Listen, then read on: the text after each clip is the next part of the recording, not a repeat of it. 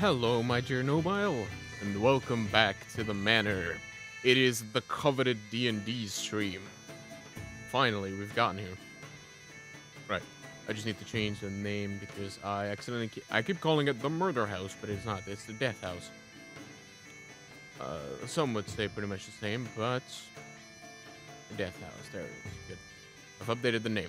So, what I've got planned today is that I will be taking these AI players. Actually, I should probably get rid of streaming avatars. Let's close that, actually. Because that would be over top of our characters, and we don't want that. Now, like I said, I will be taking these three players through the Death House little introduction to the Curse of Strahd module. I have the module downloaded. I read through the Death House portion of it. And I will be playing the module as closely to as intended as humanly possible. I will not try to change anything about it at all. I will be continuously rereading the story so I can give it to our AI players as much as possible, or as good as possible. Speaking of our AI players, first up we have Draxton. He is a level 1 artificer. They're all level 1. I had them at level 5 before, but this is an adventure from level 1 to 3, so they've all been set down to level 1. They know all their stats. I was going to put up, like, the stat sheets up here, but if I pop up the actual stat sheet, it would look terrible. I need to make, like, an actual graphic for that, which I will probably be doing later today or something. So, Draxton, level 1 artificer, he is the brains of the group, and also an insufferable asshole. As you can see, he's a were-rat. By that, I mean he's literally like you can transform into a big rat. That is his ability. Or his race, I should say. Like I said, he's an artificer. And he has all of the abilities that come with an artificer. Currently, he has, like, a few cantrips ready. Anything else I should particularly tell you about his playstyle? Well, like I said, he is the brains of the group. He is grumpy. And he is curious, but also in like a grown-up kind of a way.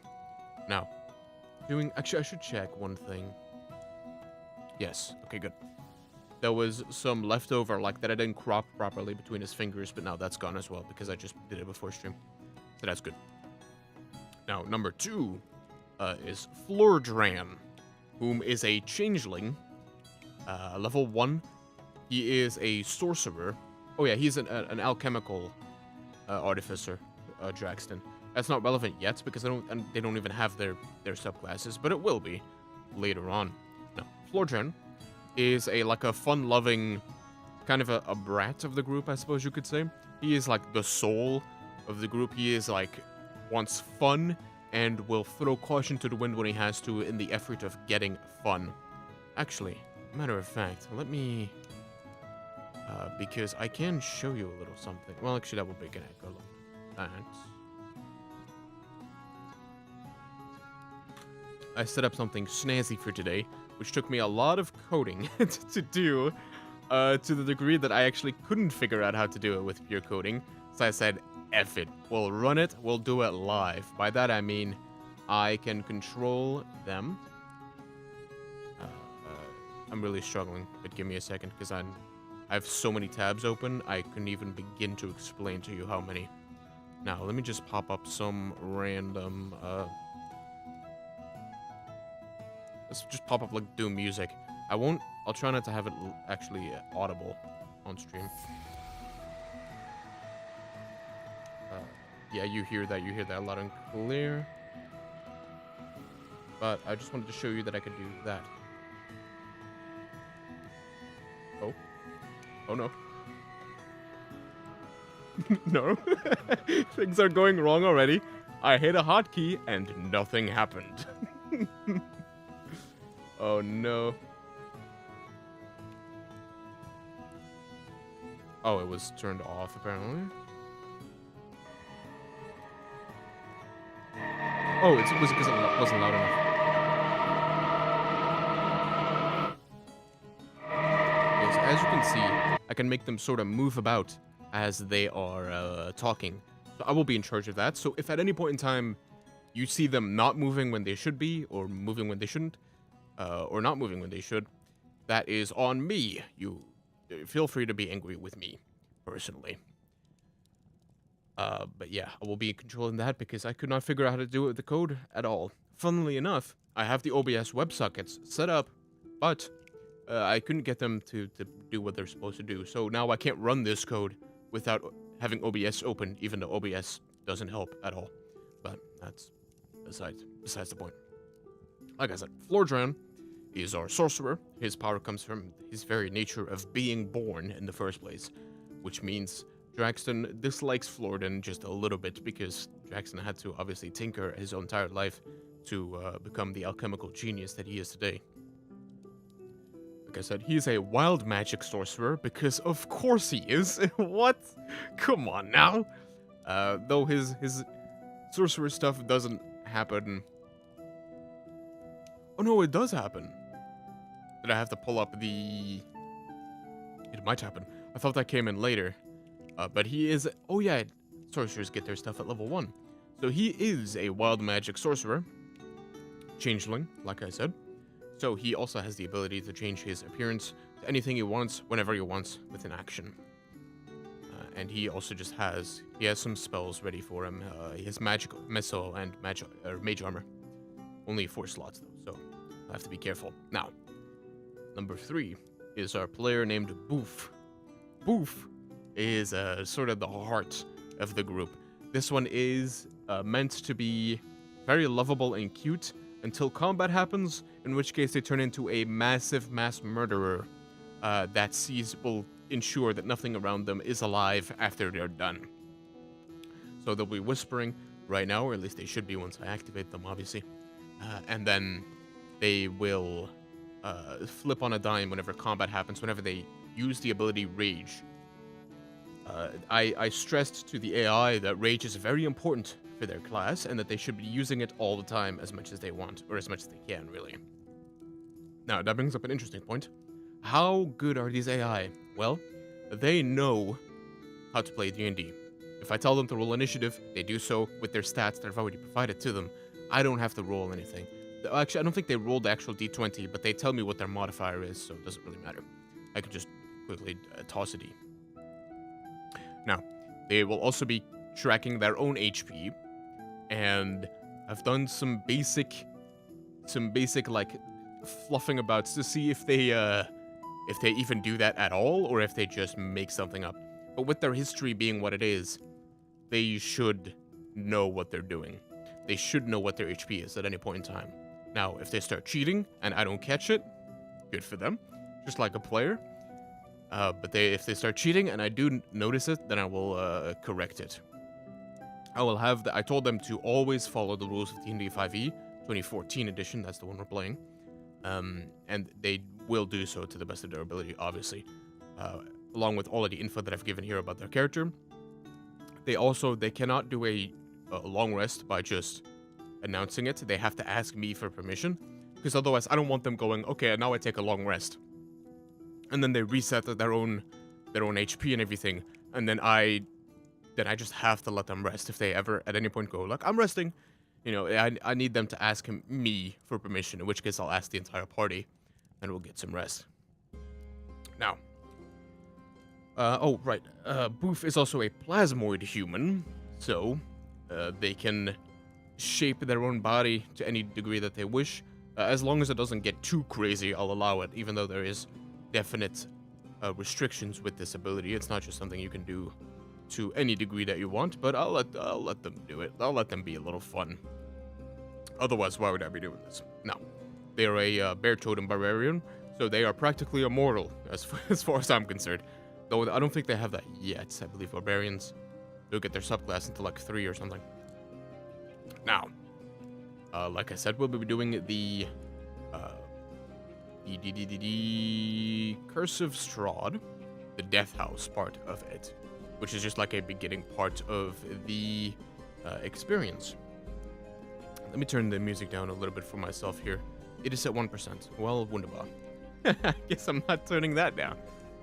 I can turn it down for myself here as well. Okay. One moment. System. Oh, right. It's not in that one.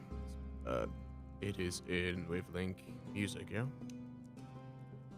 Yes.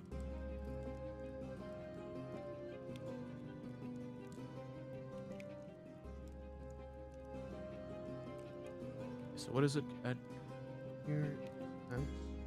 Roughly at the minus 40.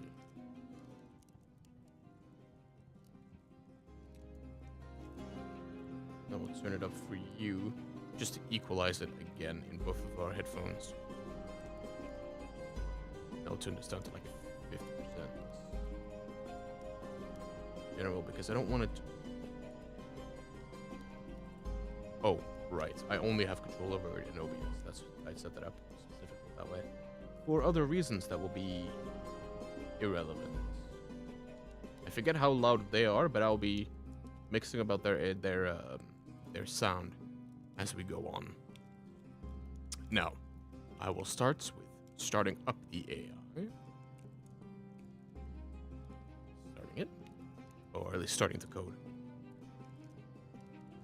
Oh, I also thought about adding the little terminal action on screen, but it would spoil you because it takes a second for the text that they make. Because they talk, by the way. I don't know if I've said that yet, but they talk. So I talk to them, then I press a button, and then one of their three will be chosen at random, and they will respond to me. That text will be turned into will be thrown to 11 labs, which then turns it into a voice, which then goes back to me, playing in my system, which is now hooked up to OBS as well, so you will hear it too. And then I will make sure that they're moving when that happens. But after they are done talking, they trigger another agent, which triggers another agent, like randomly. So they have a conversation going, depending on who gets activated when. The reason that's random is because I don't want, like, if I put parameters to it, it would probably be too obvious. Like, that'd probably be too much of a pattern to it. So they randomly assign each other to start talking. I can press F4 at any time to just kill them and tell them to stop talking, because they will go on forever. They will literally keep talking forever, which is not good. And I just realized that I'm gonna have to buy more tokens, actually, because I'm gonna run out at some point. Oh, I forgot about that. I tried to buy more tokens for 11 Labs for their voice generation thing, but it wouldn't let me. Like, it barred me. I don't know why. Or, like, Oh, I got my credits back. Okay. I had, like, 7,000 credits yesterday. Weird. Okay. This might not be the right... This is probably as much as I want that to be the case. I think that I'm just on the wrong account here. Nope, I'm not. It has Florjan, Boof, and Draxton's voices right there. I made new voices, or I had them generate voices based on a bunch of parameters like, oh, old man, crotchety, angry, that kind of thing. Okay, so I'll be keeping an eye on my tokens for 11 Labs. So if things stop functioning all of a sudden, I will be buying more of those. Yesterday, or like a few days ago, they wouldn't allow me to buy more. Don't know why. If it's fixed today, it is. If it's not, the stream might get cut short at some point. I don't know how many tokens are used up per minute for the stream. Obviously, I've never done this before. Now, the AI is ready to start. And I think the grandest way to start this, or at least the best way to start this, would be to simply tell them the history, and then tell them that they are... Right, because there's this entire history tab about the wider world. I think I'll just make something up. I know I just said that I'm going to keep staying to this, but if I tell them all of this, they're going to get confused. So, I'm going to be telling them that they are moving into a town, and... Yeah, I'll tell them this here. Start talking. Hello, adventurers. You've been traveling for quite some time. Now, a bunch of mist is obfuscating a lot of directions that you will or would be going if it weren't there. It seems to be almost leading you towards a specific destination. You all find yourselves going towards a village. You're on a gravel road which leads into said village. All you can see are a bunch of tall houses as dark as tombstones. Nestled among these solemn dwellings are a handful of closed-up shops. Even the tavern is shut tight. A soft whimpering draws your eyes towards a pair of children standing in the middle of an otherwise lifeless street. Alright. Now I have to be quick with the fingers. It erred.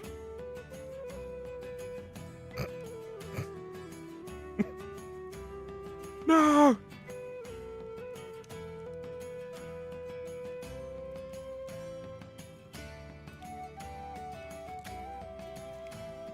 I don't have GPU memory. What?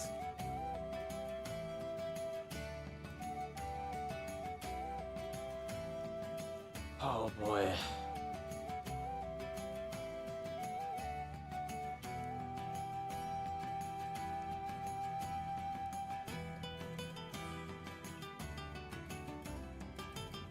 Okay. Yeah, that's... Because yesterday I ran it off my GPU and it was fine. Well, lads, excuse me for a minute. Time to consult the all-knowing ChatGPT again to help me with code. ChatGPT. Let me change to coding. Coding! Oh, what's it called on Twitch? Code?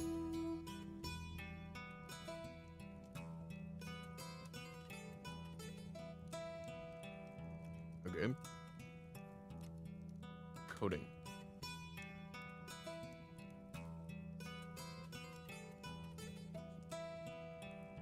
Code vein. Oh, software and game development. Sure. I guess I'm developing a software.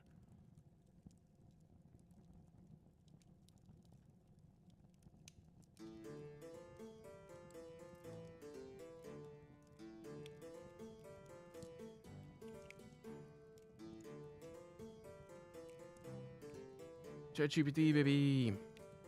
It could just be that I said so much. No, that wouldn't make any sense. The amount of stuff that I say doesn't matter. They can only ever reply with 3 sentences max.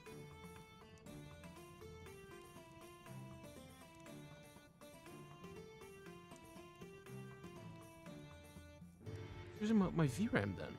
Worked yesterday.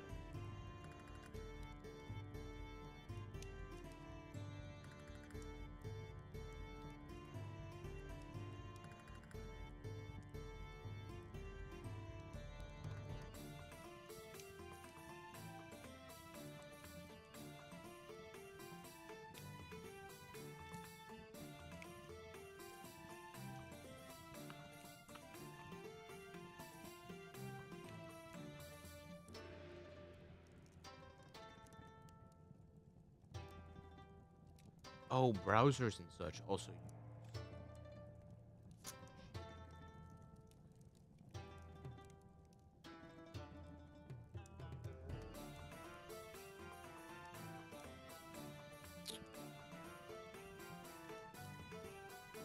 Currently, I go into low.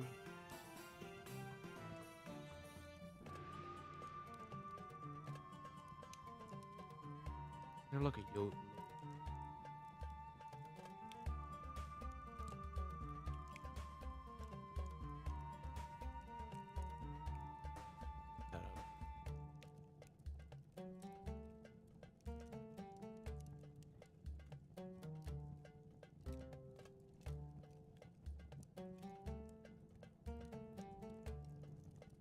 If I just minimize it.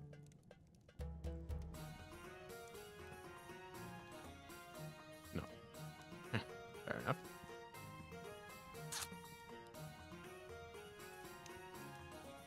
I guess my GPU is barely able to handle.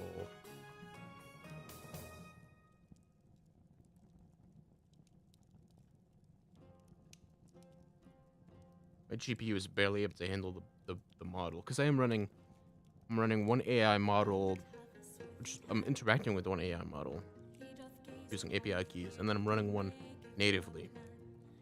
Which is obviously doing a thundering to my. But otherwise, I have. If I run it off of CPU, well, it uses like 60% of my CPU whenever it tries to.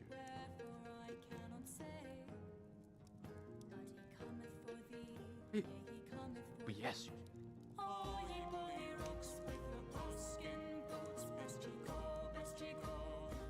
Not using hardware.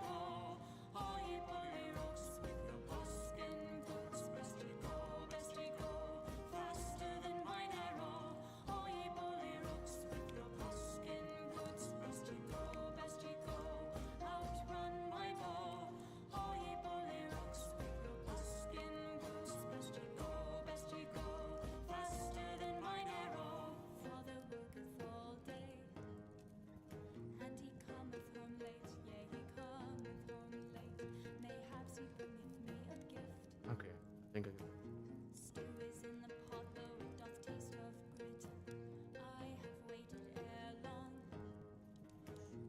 Sorry, Florida, then I mean, but.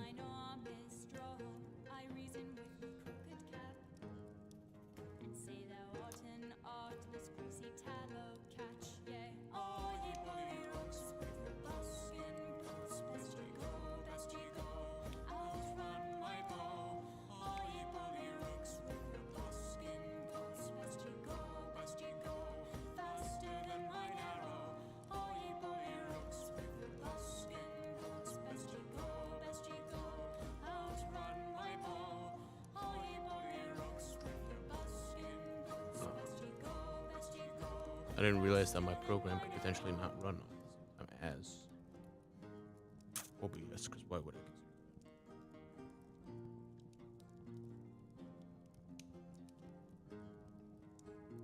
I spent so much time. That's devastating.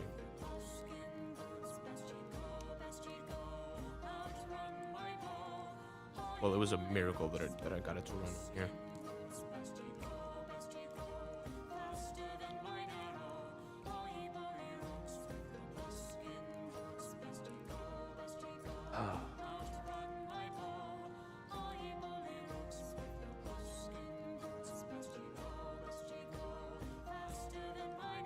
Well, let's try it anyway. I don't know what's gonna happen to the. I surely may see. The reason why I don't just want to flip it over to CPU is because yeah, like 60% on its own. I'm using roughly 40.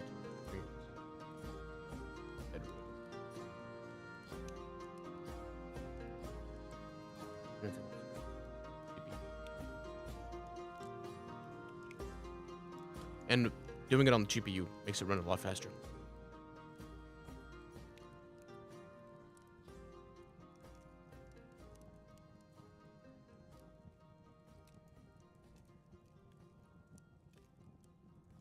That is annoying.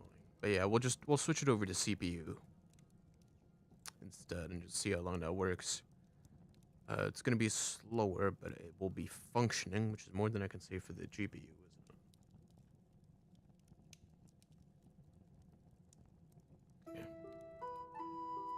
Problem is when the Whisper model.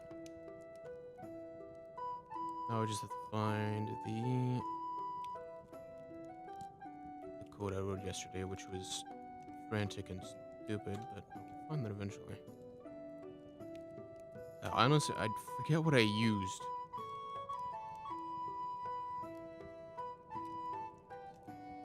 Forget what I used in order to even make this work. Like, I forgot what I changed yesterday in the code to make it work.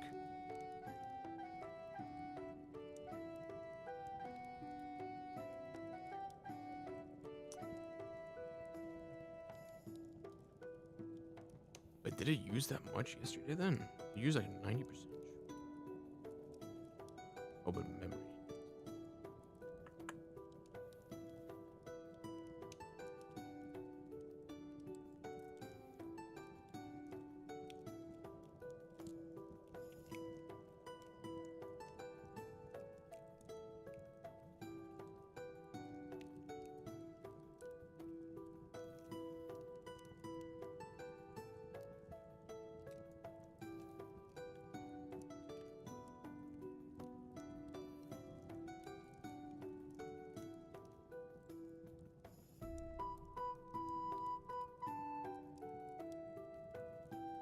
Maybe I could do a different model of the whisper model.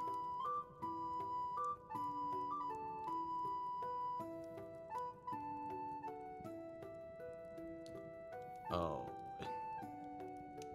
Genuinely forgot what I changed. Did I back up my code from yesterday? I'm gonna pray to Jesus that I did. Whisper open.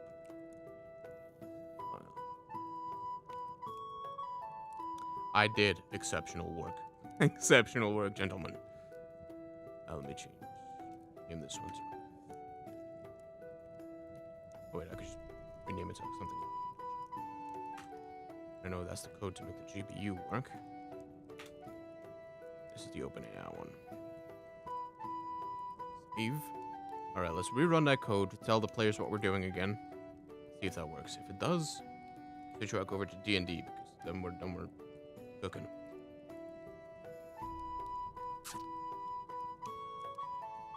Hello, code? Oh boy. Let's just reopen code. Go. Okay, now it's running at least. That's a good sign, eh? All right. Though the buttons didn't pop up to kill the code either, which is weird. It's allowing me to run it again, but whatever. Okay, now.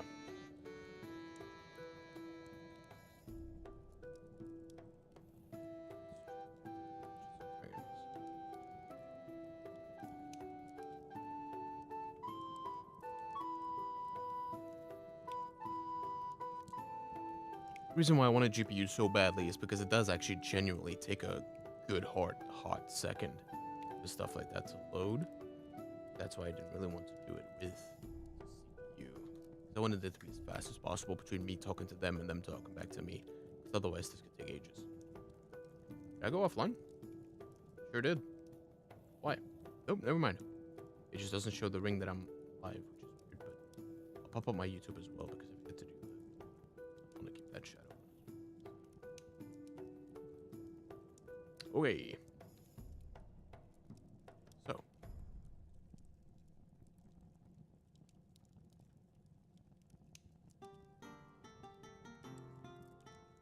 You all have been traveling for quite some time. An extreme amount of mist is guiding you all in a specific direction. In an effort to try and avoid it, you're walking down a gravel road which leads to a village. The houses are tall and dark, like tombstones. Nestled among these solemn dwellings are a handful of closed-up shops. Even the tavern is shut tight. A soft whimpering draws your eye towards a pair of children standing in the middle of an otherwise lifeless street. Hey, thanks for the follow there. I appreciate that.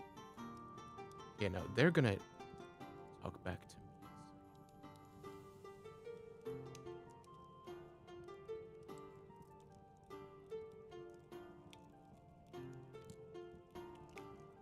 Right, it was just a fortune.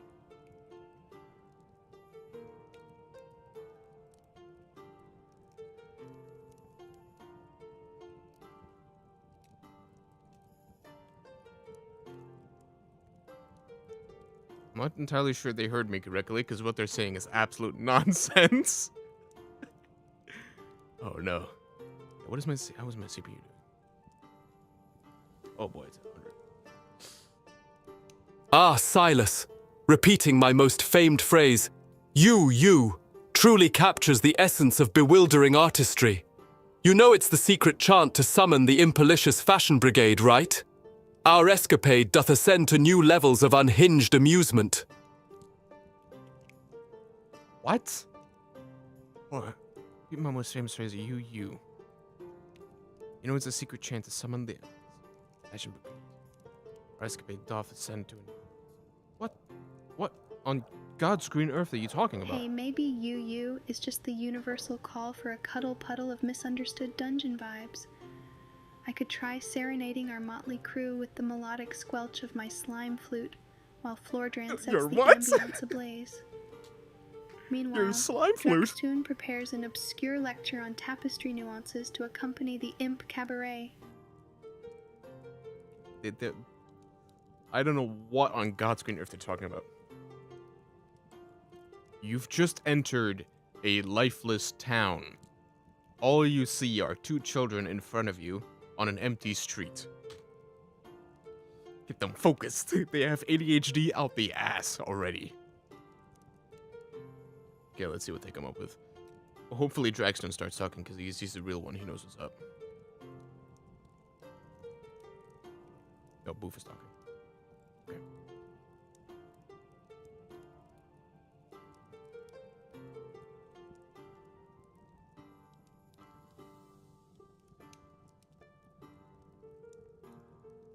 What? I don't think they're hearing me.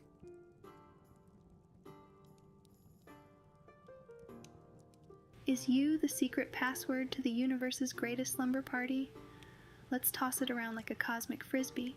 Catch, Floordran. If the dungeon starts to glow, it just means the imps brought their disco ball.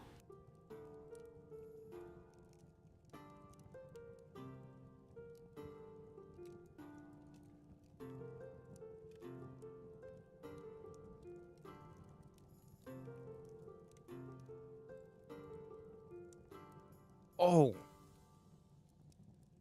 You see. That's what they're hung up about. I'm saying you. Might I inquire if you is an incantation, unbeknownst to us mere mortals, Boof? Oh, the thought of cosmic frisbees whirling amid an impish disco ball makes me reconsider the perpetual seriousness of tapestry analysis. Dare we fling ourselves into this zany twilight of chaos, or entangle in philosophical sock puppet debates to unravel the cryptic you? Guys, it's not hard. No. Stop. When I say you, I mean that I am addressing all agents. The three of you. I am addressing Draxton, Floordran, and Boof at the same time when I use the word you. Speaking of, you see two children out in front of the house that is completely empty otherwise. Please, guys, focus. Focus.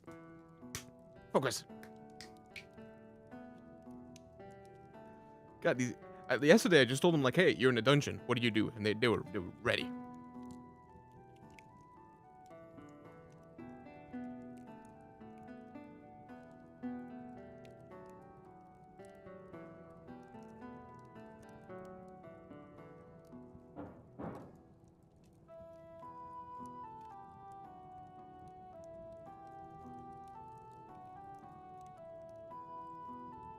They've gone absolutely insane. Oh dear Silas, you've summoned the intergalactic you dance-off. Who knew What embracing the existential fuck sock are you puppets would guys lead to such talking about? unparalleled absurdity? Quick, Floordran. Activate the fire-infused glitter so we can you our way to celestial wackiness. What the I don't know what is happening. Yesterday I just told them, hey, you're in a dungeon, and they were like, oh, we're in a dungeon. Cool.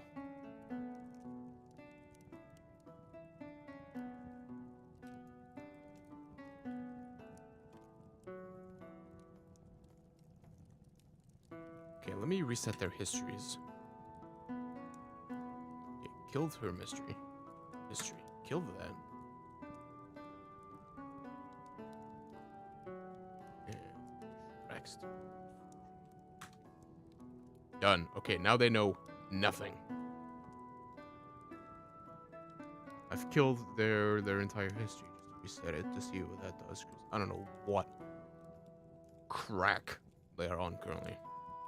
So, try this again. I just call them agents, because that's what they know themselves to be, so they try to spare their feelings here. Otherwise, they tweak out.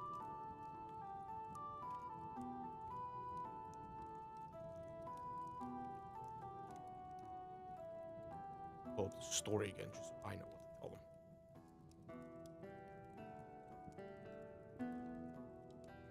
them. All of you have been traveling for quite some time now. The mist around this area has been semi-guiding you all to a specific destination, because all of the other destinations are either cut off or you just can't see anything there. You've been traveling down a gravel road for some time now. It is leading towards a village. The houses in said village are tall and dark, akin to tombstones. Nestled among these solemn dwellings are a handful of closed-up shops. Even the tavern is closed up. A soft whimpering draws your eye towards a pair of children standing in the middle of an otherwise lifeless street. Okay, let's try that again. These boys are tweaking out.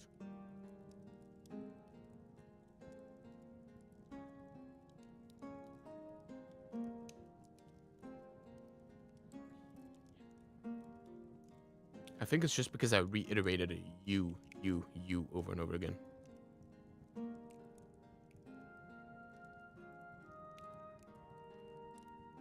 What is happening here?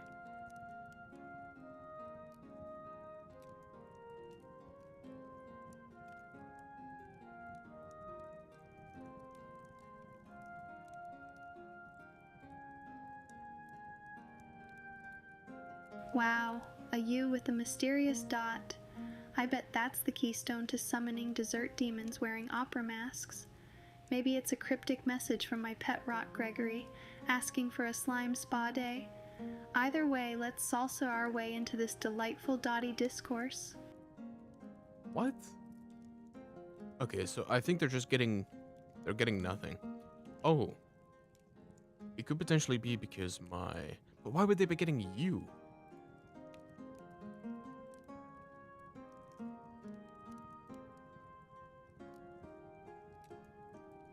You wake up in a tavern, surrounded by enemies. Wait, when did I say that? Hold on. You do. Oh yeah, that was me testing out.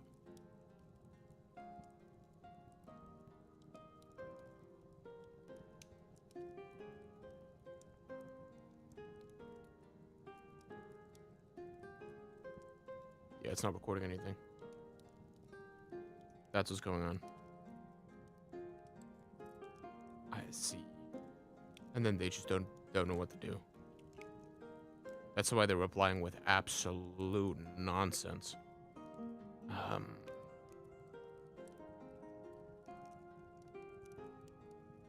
Okay. I know that there's a setting in Windows, for God knows what reason, that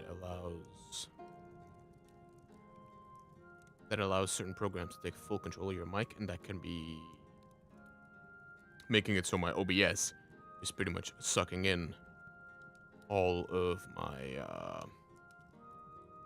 my audio here. Though that shouldn't. I guess I could also set it to mic in, which would fix my issues anyway. But I don't have that.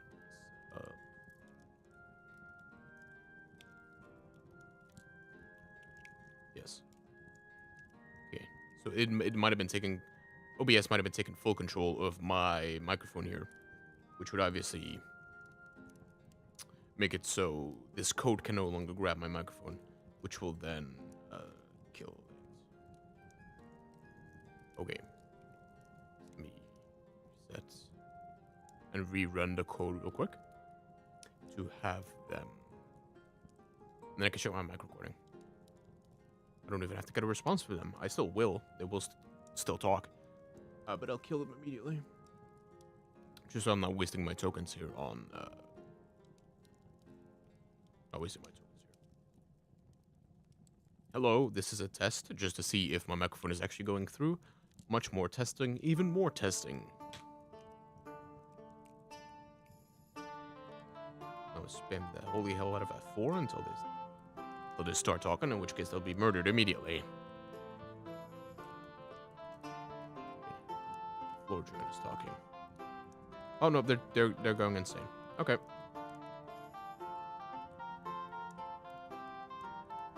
It's not captured. Microphone. Okay. Audio player.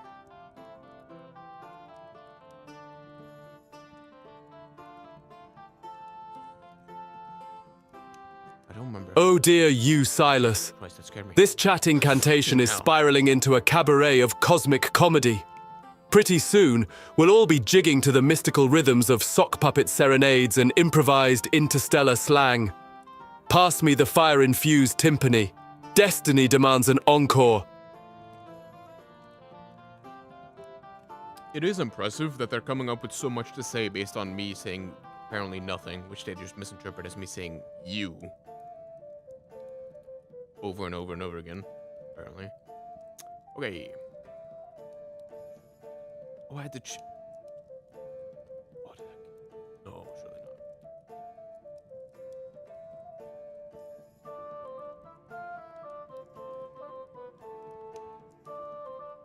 Device. Audio device is none. Use the default microphone. Okay.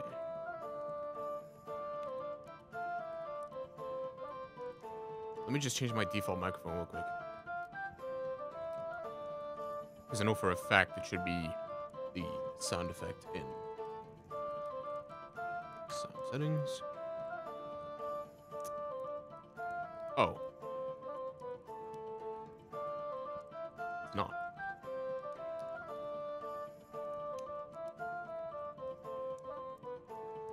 Oh, bastard.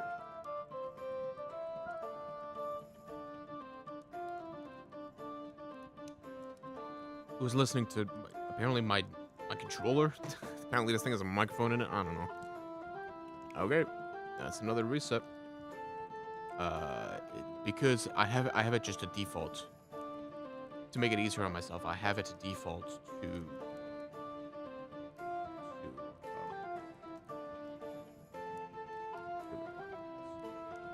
I have it default to base microphone, default microphone, because that makes it easy.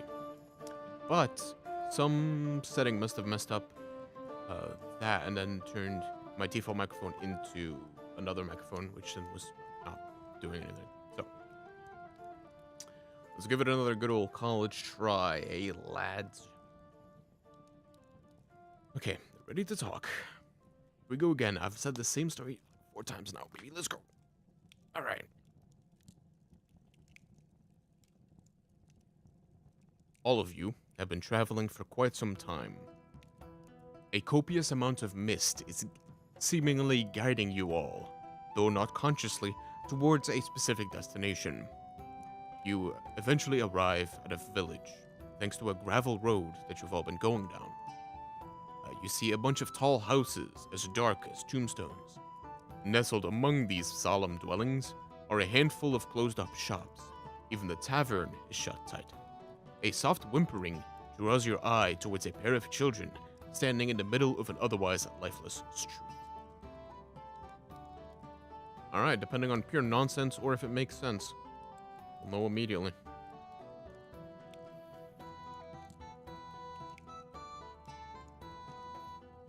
Dogs first.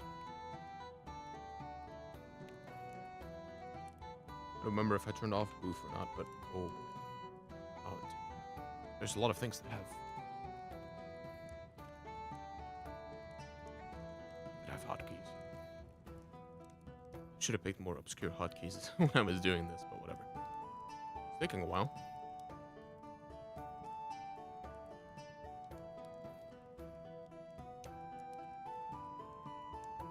Okay. Oh, it actually got it. It got it. typed out what I said just now, so we're good. Who's talking? It's Drexter. Drexter ready. Boys, here we go. We're talking.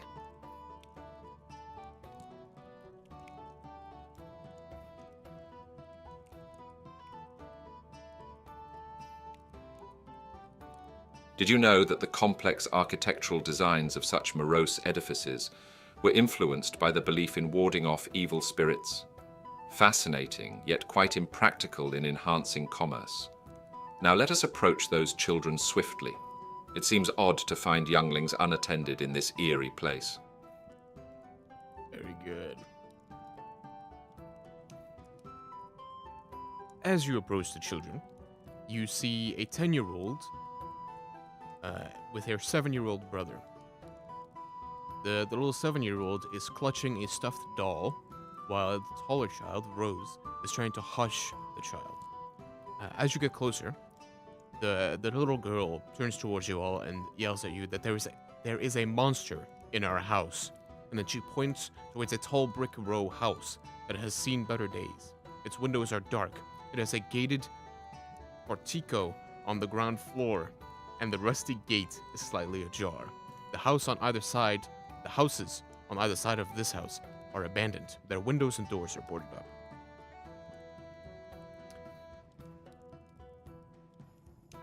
Let's turn off.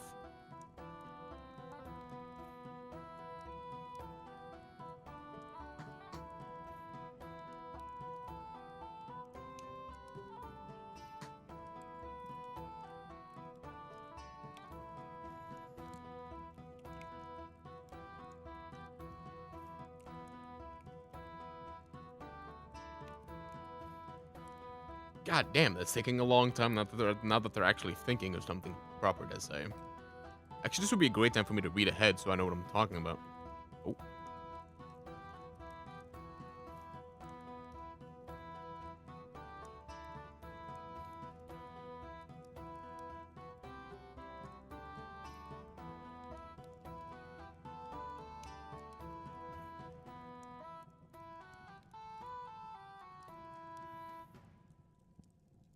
Our children and their penchant for drama. Monster in the house. Sounds like my mother before her morning tea. Perhaps it's just an ill-tempered cousin of mine, hiding out for a rustic change. Heathen.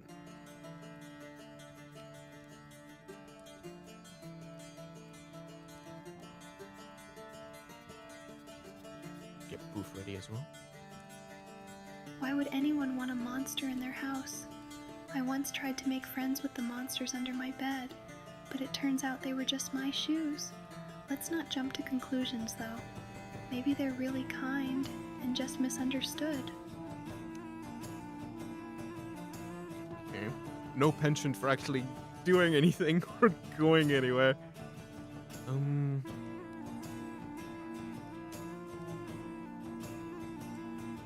Okay, I'll just tell them the next part.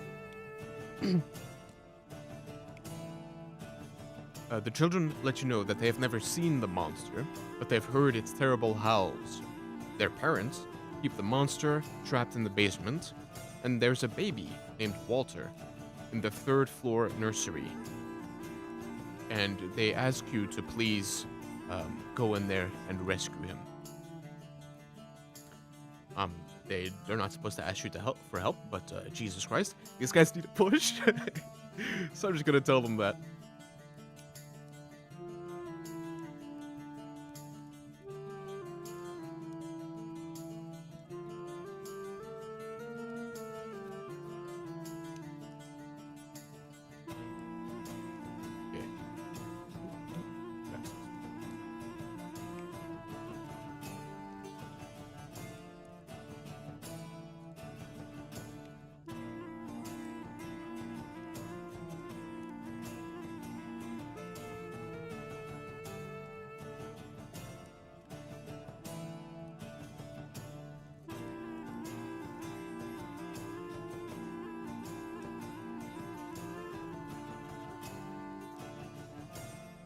Ah, the mystery deepens.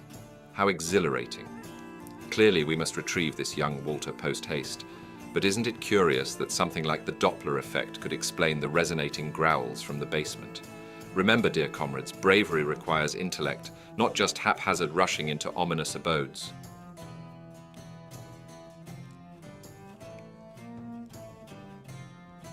I should have told them to go kill the monster, because that's what they're supposed to do. Rescue a baby named Walter? Classic. There's always a baby left somewhere, isn't there? Well, if Doppler has anything to say about these growls, I say we waltz in with my unparalleled charm. Monsters can't resist baby-saving heroes with a sense of humor. Okay, so they go inside. Let's move on to that part of the story. Goodness gracious.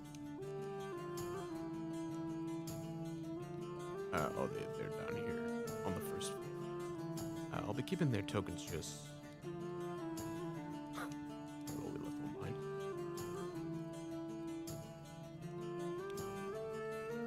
Okay, shift acts like control usually does on other things, but whatever, that works. Alright, let's have them set down there. And then time for me to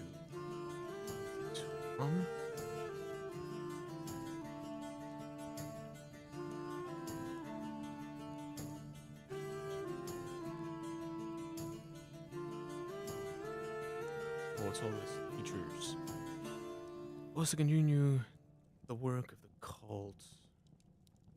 I don't think I tell the people that.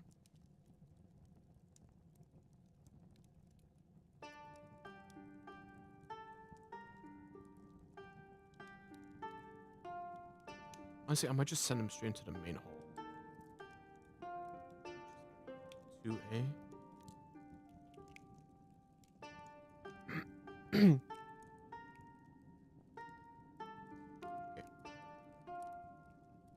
As you walk through the entrance of this house, you make your way into a wide hall that runs the width of the house, with a black marble fireplace at one end and a sweeping red marble staircase on the other.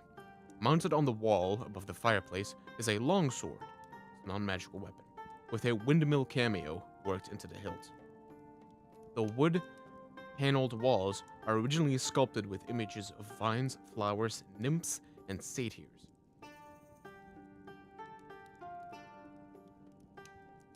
The decorative paneling follows the staircase as it circles upwards to the second floor.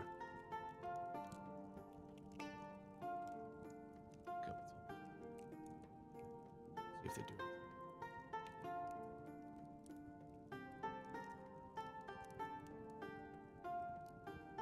I realize that there is two AIs going on.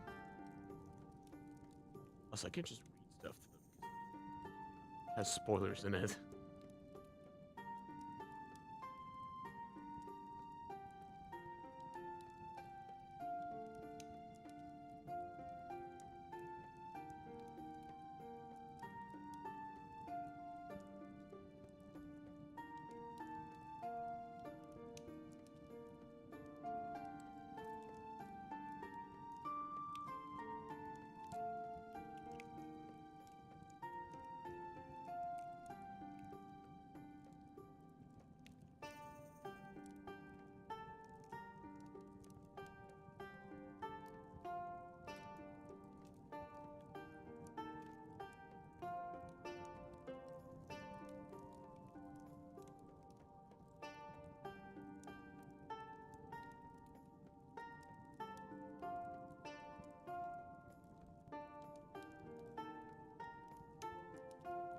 Oh, I simply must point out the craftsmanship of that windmill cameo on the sword. Did you know windmills were often symbols of cycles and change? Yet what an odd decor choice to pair with satyrs and nymphs. Maybe the owner fancied themselves a mythical creature of sorts. It's always the mundane houses hiding the most extraordinary secrets, like this dull staircase possibly leading us to a diabolical conundrum upstairs or beyond.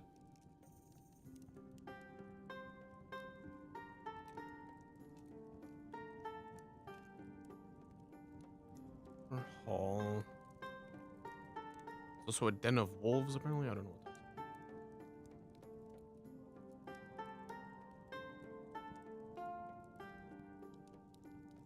is. I pop out the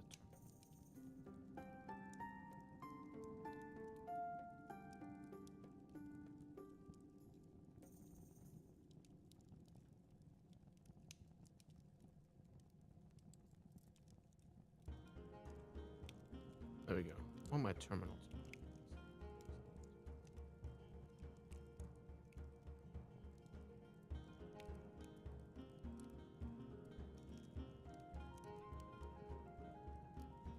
There we go. We have that up all the time.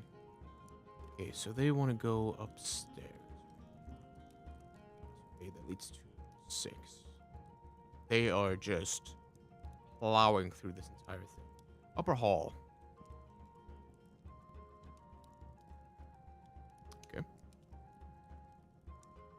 As you move up these stairs, you see a bunch of unlit oil lamps that are mounted on the walls of this elegant hall. Hanging above the mantelpiece is a wood-framed portrait of the Durst family. Gustav and Elizabeth Durst, with their 2 smiling children, Rose and Thorn, the 2 children you met earlier.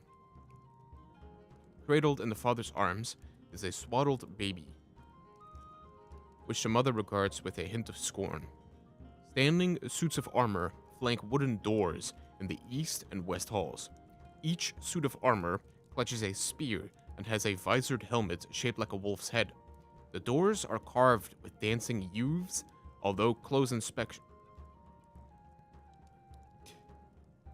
The red marble staircase that started on the first floor continues its upward spiral to upstairs, even further upstairs to the second floor. A cold draft can be felt coming down the steps. It's kind of annoying that you can't just read this because you'll you'll start telling them exactly what's up. I should really ask them also, like, what would you like to do instead of just ending it? 'Cause otherwise they're too stupid. They won't go on their own.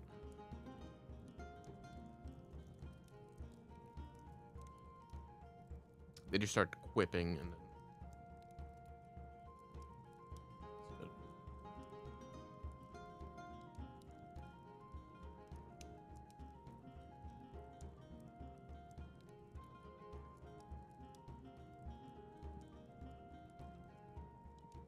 Jesus Christ, come on.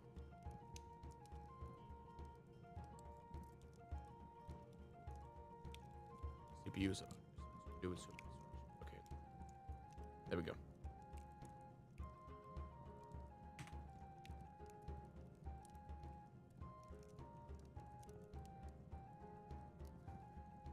Okay, there's some weird dialogue coming up. I'll let them be, I suppose.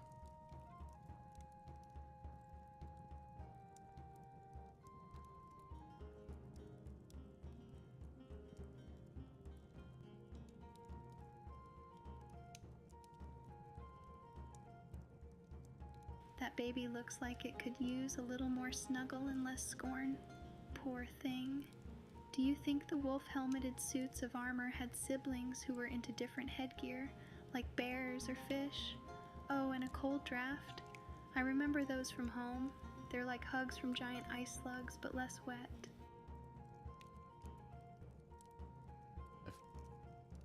I've lost control. Okay. Why are you no longer moving in my filters? The cold draft is a thrilling clue, possibly alluding to a dimensional rift or simply poor insulation, both fascinating prospects. As for the helmets, did you know wolves are often misunderstood creatures, much like my old alchemical experiments with volatile compounds? Now, onwards we go. Protecting that baby Walter likely requires intellect and an unparalleled archive of heroic knowledge. Oh, that was Draxter. Whoa there! I'm ahead. I love a good stair workout as much as the next decadent noble, but baby Walter better be the heir to a throne for this level of effort. Oh, and cold drafts. They're like nature's way of saying, hey, you should have brought a cloak, Dumbo. Okay, well said. Okay. Stair workouts? Who knew saving babies could double as leg day? If Walter's even half as charming as his portrait, we should find him a nice wolf-headed helmet to complete the ensemble. And drafts? Maybe they're like invisible specters daring us to find thicker trousers.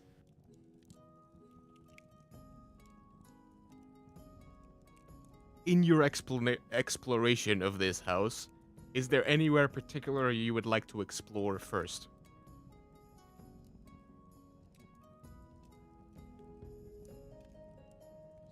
Or some weirdos, huh? What the fuck?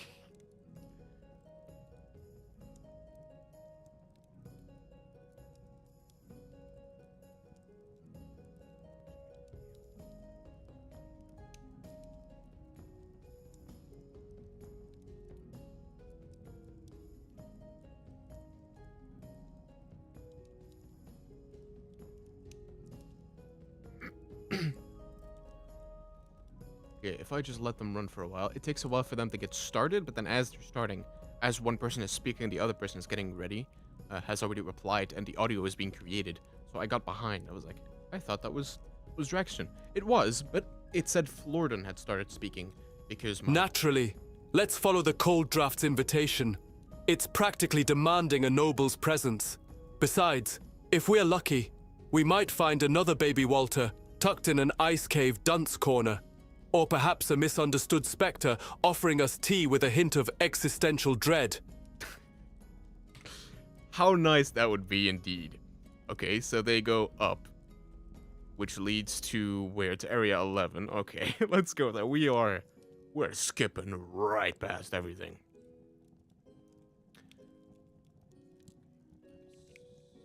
Black plate armor. Okay.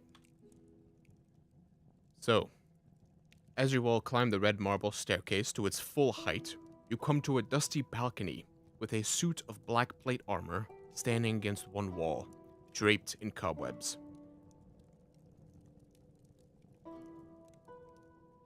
Oil lamps are mounted on the oak-paneled walls, which are carved with woodland scenes of trees, falling leaves, and tiny critters.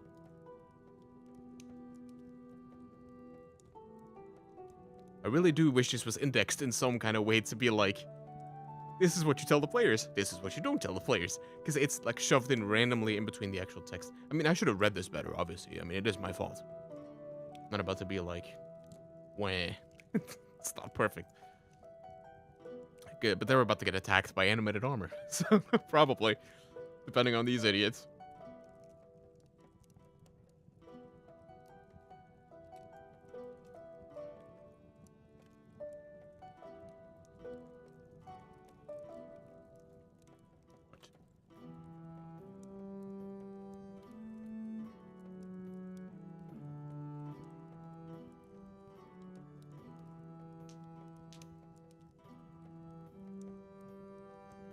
That sounds vaguely like she walks towards it. Or it. They. Slime creature here. Okay, so they're gonna get attacked by animated armor, so let me pull up the stats of animated armor. Also, Oh, black plate armor. Someone's Halloween costume plans, perhaps? It's like the universe gave a tree-hugging decorator a chisel and said, "Go carve your wildest forest dreams." But hey, if a tiny critter offers us a woodland dance number, I'm definitely joining in. Talking about. Okay. They moved to Area 11. Where is that? Not much of a battle map, but hey, we'll just send it this way. Okay, so the three of them are here.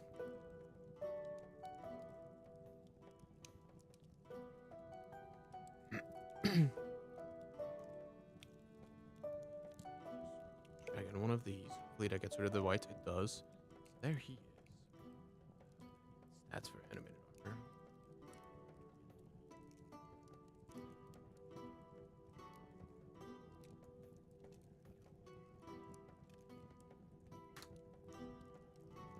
No, like roll a d20 Google. I didn't mean roll. Yeah, it's the actual. Yes, let me roll for this. Actually, I should be doing all of this while I tell them to do so. Okay. As you all move into this room and get a little bit closer to the armor that stands in front of you, it comes alive and attacks you all. Please, roll initiative. Oh. Otherwise, this will take actual ages, because then I have to... Every single one of them now has to tell me, like, oh, I rolled initiative with that. Oh, I rolled initiative with... This should be named properly. Yes. Animated armor from 5e tools. There you go. With an initiative of 9. Yay. He didn't roll. Bastard. But we'll see if the other one's a roll or not, or if he's just an asshole.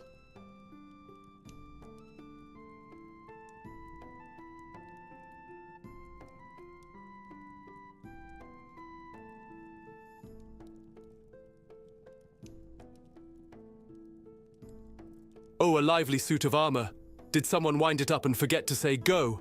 Looks like it's time for Lord Flordran, master of unwanted brawls, to save the day with his unmatched wit and perhaps, gasp, an actual spell. Hope the rest of you can keep up with my flamboyant combat pirouettes. Funnily enough, I did tell one of them that they're gay because I found it in the source code that I used to make this. And I thought it was funny. And it's not Flordran. it's not him. He keeps saying it like... An animated affront to metallurgy. While the rest of you frolic, allow me to orchestrate a rhapsody of reason and tactical superiority. After all, living armor must be reasoned with intelligently or thoroughly dismantled for study. If it had a single cog of thought, it'd know to fear a relentless seeker of knowledge. Okay, they're not rolling initiative. Those are absolute bombastic idiots. I tested it yesterday by just saying, hey, roll initiative. Ooh, Draxtun. Talking to armor now, are we? Guess those enchanted pieces skipped reasoning with sorcerers day at armor school. Allow me, while you reason, to throw a firebolt and add some much-needed dramatics. Because who doesn't love spontaneous combustion? Okay. So he is going with firebolt. We'll do that in a second. Roll initiative. Done. Do it. I could just do it for them, but when, you know, what would be the fun in that? Yeah. Watch them all tell me, in order to roll initiative, you gotta roll a d20 plus dexterity. I know, please do.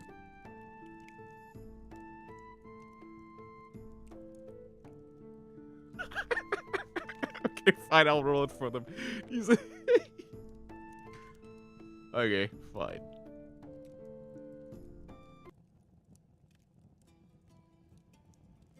Roll? Did someone say cinnamon roll? Oh wait, we're talking fighting? I sense my other personality knocking, and it's not here for pastries. Time to reg. Exceptional. Time to rage. Okay, so he wants to do firebolt. She's raging. I'll just roll some d20s. I don't remember what their stats are, but I'll find out in a second. The Thromps. Okay. Wow, they rolled horrendously. You rolled a... Just Draxton. I should not have made these names so stupid. I would actually remember them, but here we are. And a 3. Wow. Boys, lads, come on now. Okay. Grab this. Second. Make sure you see stats. Dexterity. Okay, we have a 15 dex. That's... Oh boy. That's what, plus 2? 20 is 5, 19. Damn it. Get 2. Give me a second here. Okay, so plus 2 for you. For Flordran. Nope, that's nothing. For Draxton. 4. Oof. Flordran has 14 dexterity, which is also plus 9. Oof has 13 dexterity plus 1 to 4. Wow. That, you know, that looks neat. Well done, boys. So 2, 2, 1. I'll probably remember that. Maybe. Not really. Probably not. Let's be honest. Okay. So since the animated armor has 0 to its initiative, I'll just count that as that. So Flordran. I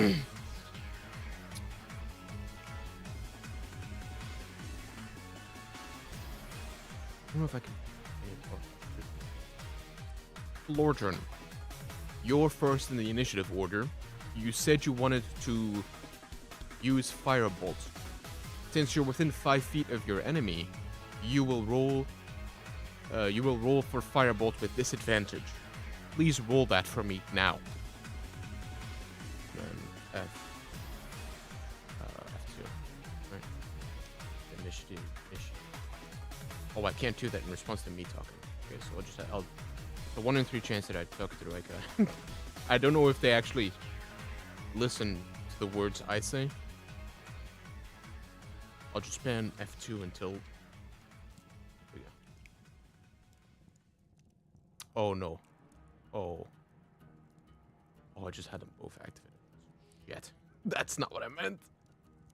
Oh, no. Okay, so Boof. Listen to that.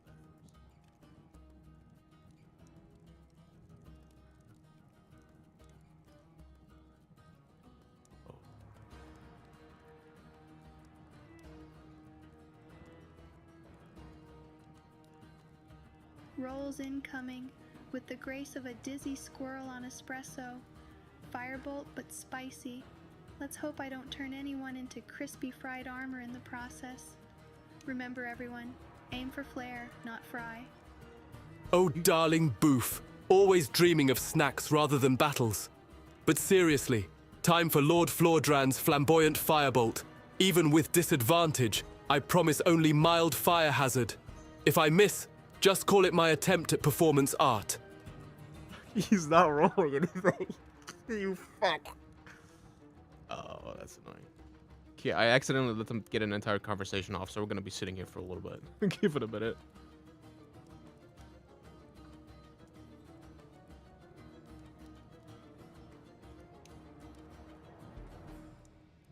Our disadvantage, a tantalizing twist, much like my attempt at replicating a philosopher's stone, which, might I add, was nearly successful. Let us congregate all hope into Flordran's fiery spectacle. After all, the magic of probability is an enigma that thrills the heart, not fries it. If it ends in mishap, consider it simply an experiment gone humorously awry. Firebolts and philosopher's stones.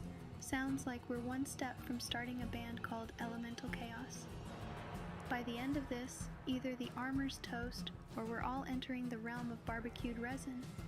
At least our adventures always come with a side of laughter and the smell of something burning. Elemental chaos. Yes, please. Dibs on lead shouter who can't sing. If the armor's toast by the end, hand me butter and jam. Now watch my firebolt attempt. Aim for legendary tail. Expect comic relief. Okay, well, let's roll for his attack then, I guess. His charisma's like 50. Oh, you rolled a 1. No, he didn't. No, you rolled a 4. Okay. That's with the, it's neutral. With disadvantage, you rolled 4 and a 6. Well done, lad. Okay. It's struggling. They are exceptionally not focused. Okay, let me... In combat? They don't actually roll. Okay. Making sure to keep notes as well. Okay, who's up next? Because I'm going to be doing that same time. Oh, I'll just do his turn and then I'll tell Flordran. I'll attack Flordran as well. Just so it becomes easier. What is this guy's attack? False appearance. Yeah, multi-attack. Oh, Jesus Christ. They're dead. These guys are going to die right now. 4 to hit. Okay. That's 5. That misses. That's, I know that hit. Yeah, and he does. 1d6. 7. He should be almost dead. Flordran has 8 HP. He just took 7. Oh, these guys are gonna die horribly. Okay, Flordran. Your attack missed horribly. In retaliation, the armor swiped at you and hit you once, dealing 7 damage, meaning you lose 7 HP. Keep track of your hit points, since you've just lost 7. whatever the new total is, keep it in mind for later. That was pretty good. I did tell them, I reiterated again and again, if you ever drop to 0, vocalize that, or drop below 0. Vocalize that immediately. Because otherwise, I'm sure they would just keep keeping track of their HP, but just go into the minus, because they don't know what that means. Yeah, but Flordran's alive, just not very.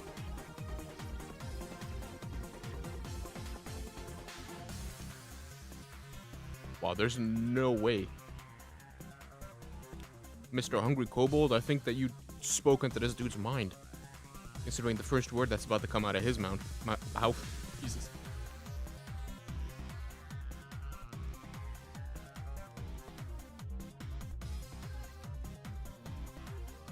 Come on, Flordran, you got this, bud. Oof! That hits harder than my father's disapproval when I chose magic over managing the estate.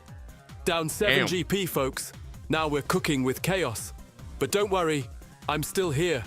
Albeit with an ego slightly bruised, much like my delicate cheekbones. Okay, fair enough. Alright, so next up is Draxton. Yeah, there's a lot. Now they don't seem to be rolling anymore either. Last time I did it in ChatGPT itself.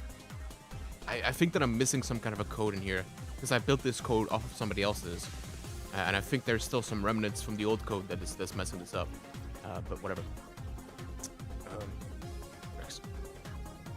Draxton, your ally Flordran has just been hit with a massive attack, taking him down to almost unconsciousness. Flordran missed the armor completely, and it has done no damage. What would you like to do now?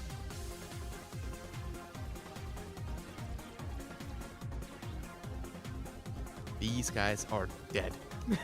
There's not a chance in the 7 hells that these two survive. These 3. Oh yeah, see, she said, or it said, they said, on page, there we go, put that on. Boof started talking for some reason. No, I don't want that. I want Drax. I have no way of addressing one of them specifically, which is kind of a shame. That's something I need to write into the code. I forgot about that. So for some reason, Boof starts talking now.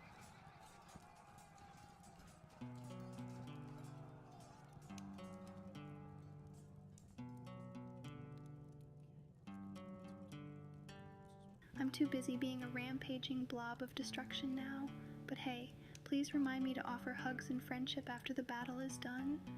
Smashy smash time. Promise not to hug the armor till it's rubble. Ugh, must I heal him? Fine, let's dispense some much-needed medicinal intellect via cure wounds to counter your predicament, Flordran.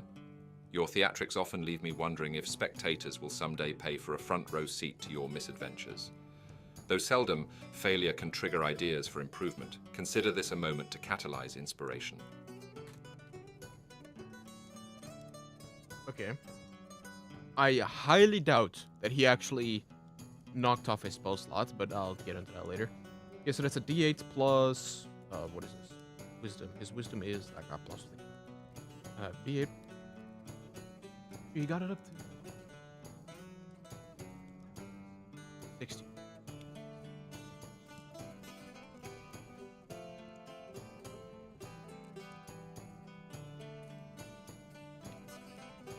Yes. So 10 HP healed into Flordran, which I can't talk to directly.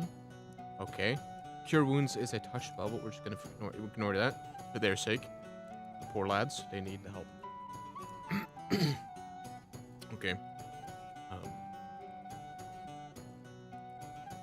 Flordran, Draxton has just healed you for 10 HP. Which fills you back to your maximum HP. Your maximum HP is now equal to your current HP. After being healed, it is now Boof's turn. What would you like to do, Boof? You are already raging.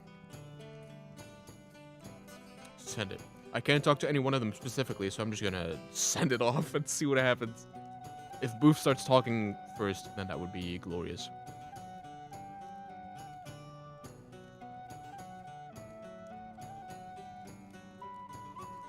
I might actually have a way to talk to each one of them individually. Florian started speaking.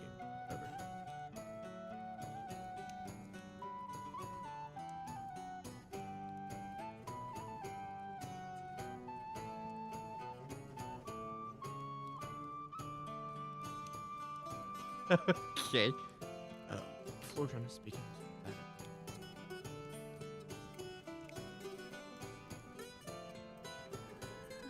I smashed the armor. Rage! Well done. Boof, you're in full smashy smash mode. Channel that inner whirlwind. Go for the armor like it's the ultimate piñata at a chaos party. If you make confetti, I'll provide the sarcastic commentary to celebrate the masterpiece. All right, that was in the wrong order. Oh, probably because Booth was easier, because it was just just attacking. Okay, well, we're gonna have her attack then, I suppose. 12 plus proficiency. Their boost of 14. Her strength is 3, 17. 17 doesn't hit, right? This is 18 for some stupid reason. Yeah, it's 18. Wow, okay. These guys are gonna die against the very first enemy. Granted, they did rush way past things, and then immediately got themselves murdered. Okay. This thing has like 33 HP. I don't know why this is here in the first place. You know what? This is what being a DM is all about. Let's edit this in real time. Let's make it like 16 AC instead, and like, I don't know, 20 HP max. Otherwise, these guys are fucked. So you do your damage, which is probably D12. Assuming you have a great weapon. D12 plus rage plus that. So, actually, that's a good amount of damage right there. 6 plus 2 is 8, and then you have your strength, which is 3, 11. You know what? Maybe I don't need to lower its HP. Let's lower it a little bit. 25, and now it's down to 14. They're doing well, lads. Okay, I now. Oh, they just start speaking immediately. Whoops. Damn it. Yeah, I can't tie. It does make sense. They're supposed to, like, explore first. They've done nothing. They just went straight. I need to make them more inquisitive as well. Inquisitive. Never explore.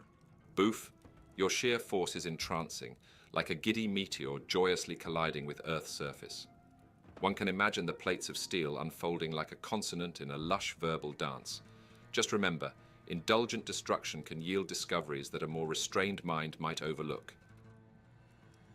Cool. Okay. Well, Florian.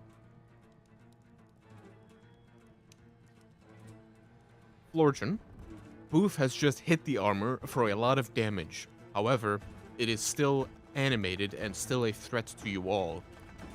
What, in your repertoire, that you know, would you like to do to end the danger you all are in as quickly as possible?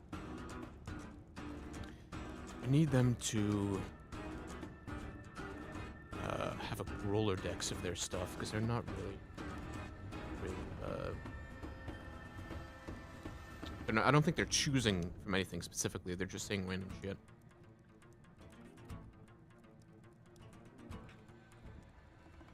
I don't know which button I hit just then, so a lot of things. No, Jackson, shut up. Damn it. Oh, wait. Oh, yes, good. Wait, Jackson is talking. God, shut up.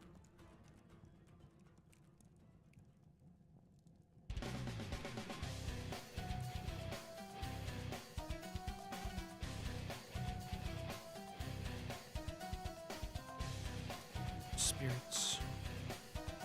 Make a thought the one. Take just the one for you. Flordran, this is your moment to dazzle with all the arcane flamboyance gathering dust in your vault of wonders. Surely a feat beyond mere fire awaits. Perhaps taunt it with proclamations of finer blacksmithing and distract it with dramatic prose. The solution might hide not in a spell, but a quip. After all, nothing unnerves armor like existential banter. Yeah, okay. F2. You. Finish. 4. Stop that. Now, 1. True. Generally, though, they ask surrounding questions about what you just said. These guys are just like, yup. Staircase, we go all the way up the staircase, ignore every room, fuck it. It's really funny, but I have to tweak it a little bit. Existential banter. Yes, the Achilles heel of medieval couture. I could try Crown of Madness, but on second thought, I don't know that let's spell. taunt it. You're welding subpar, you misassembled lunchbox. Laughter might rattle it apart faster than missiles or mayhem.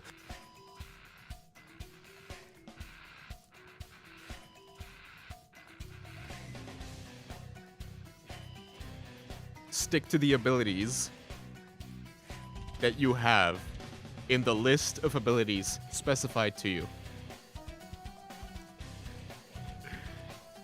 I guess Crown of Madness. And then he turned into a bard for a half a second as well. I want Flordran to talk, please. Boof talked. Well, whatever. Oh, I got an error message. Fun. Love those.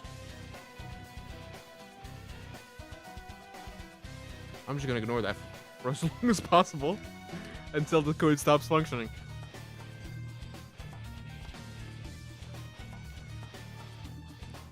Jeez, it is. Oh, it's not. Oh, did I run out of? I did. I ran out of credits on 11 labs. Well, okay. Let's buy some more then, shall we, lads?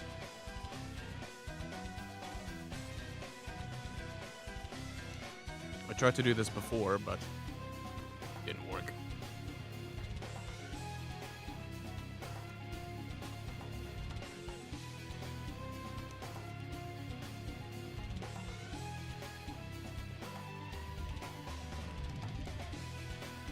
Now I simply have to resist the urge to say these numbers out loud.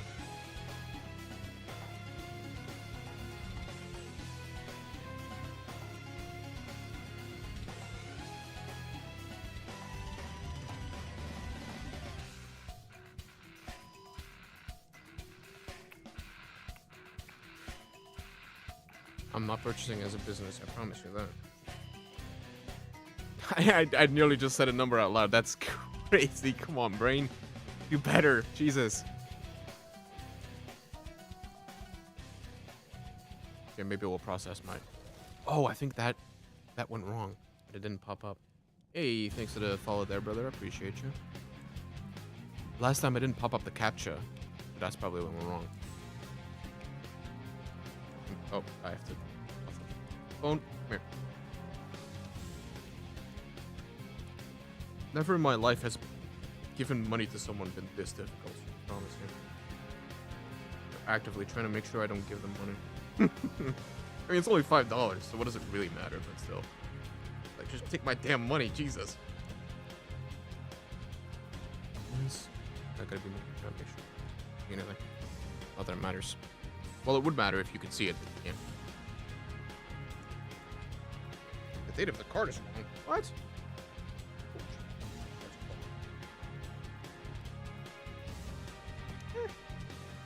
No, it ain't. What are you talking about? Oh, yes it is. Fair enough. Fair enough. That's on me. I did that wrong before? That might be.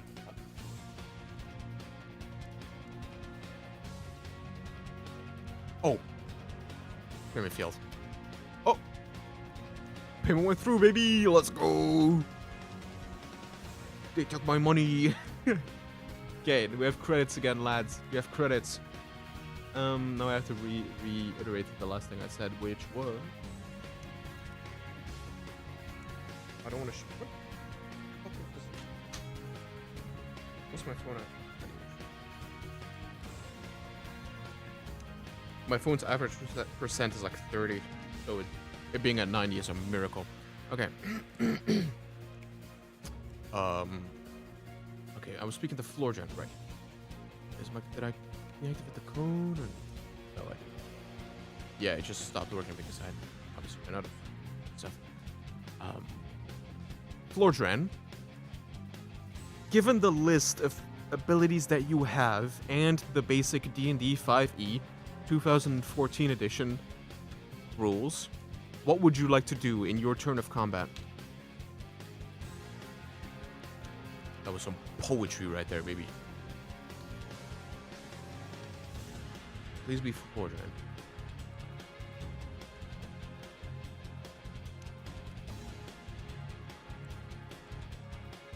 Oh wait, let me actually see. Okay. Yes, my CPU is burning. Activating Agent 2, baby. Let's go. That's the right one.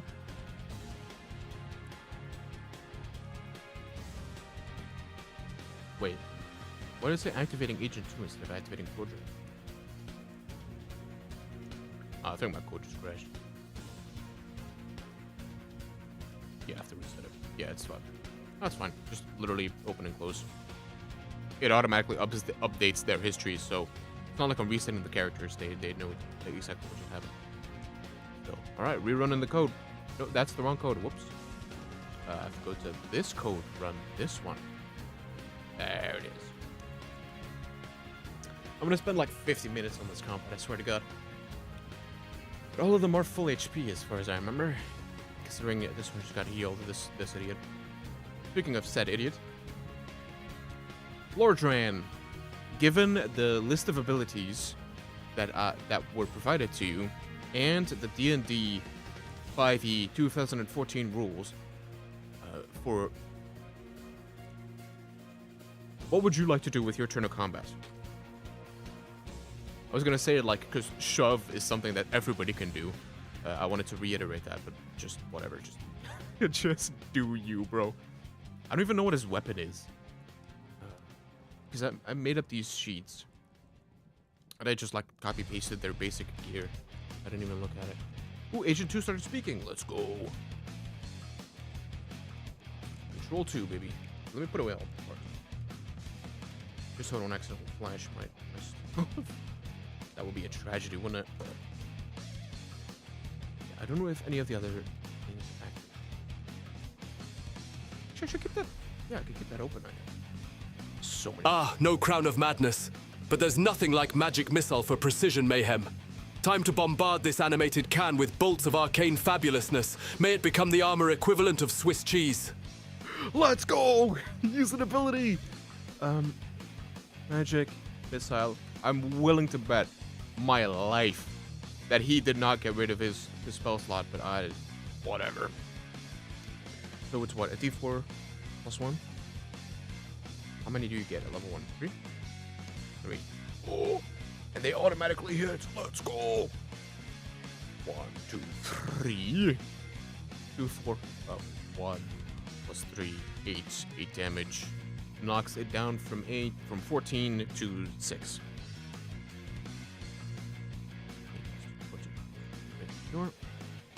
Alright. Well done, lads. You've hit something. Goodness gracious. That's Florian's turn. Okay, so now it's the armor's turn. How about, let's roll a d4. Don't roll a 4. They rolled a 4. Exceptional. Don't roll a 4. 2. We're attacking you. Probably a bad idea considering they're raging right now. Did you do anything? Oh yeah, you hit it titanically hard. I forget. 8. 12. Yeah, I was even gonna go as deep as like telling them, hey, you're getting attacked with a hit of this. Does that hit?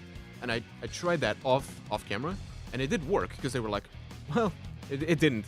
Because he said, no, that doesn't, a 16 doesn't hit me because my AC is 16.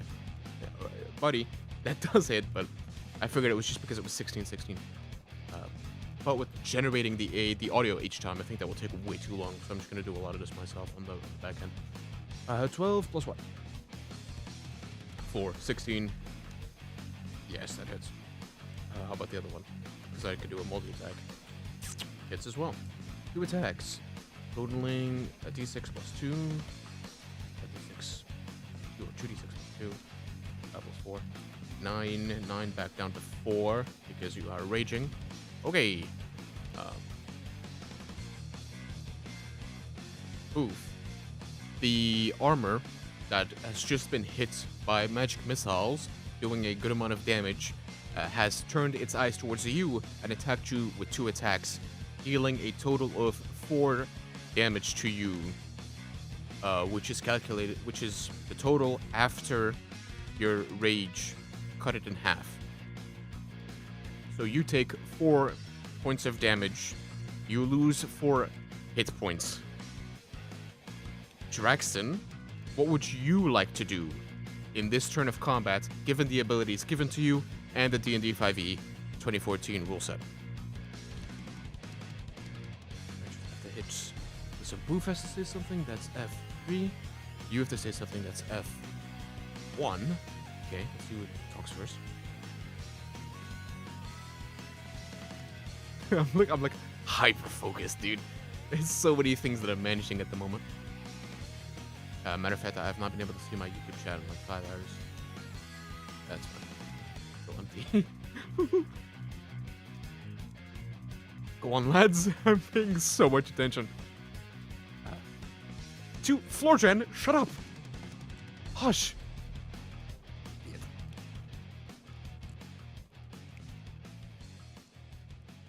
Who's talking first? I don't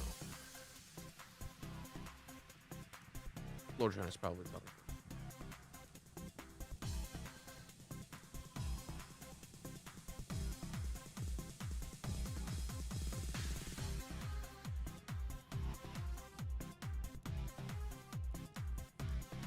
Oh, my CPU is probably burning to hell trying to do all 3 of these at once. Jesus.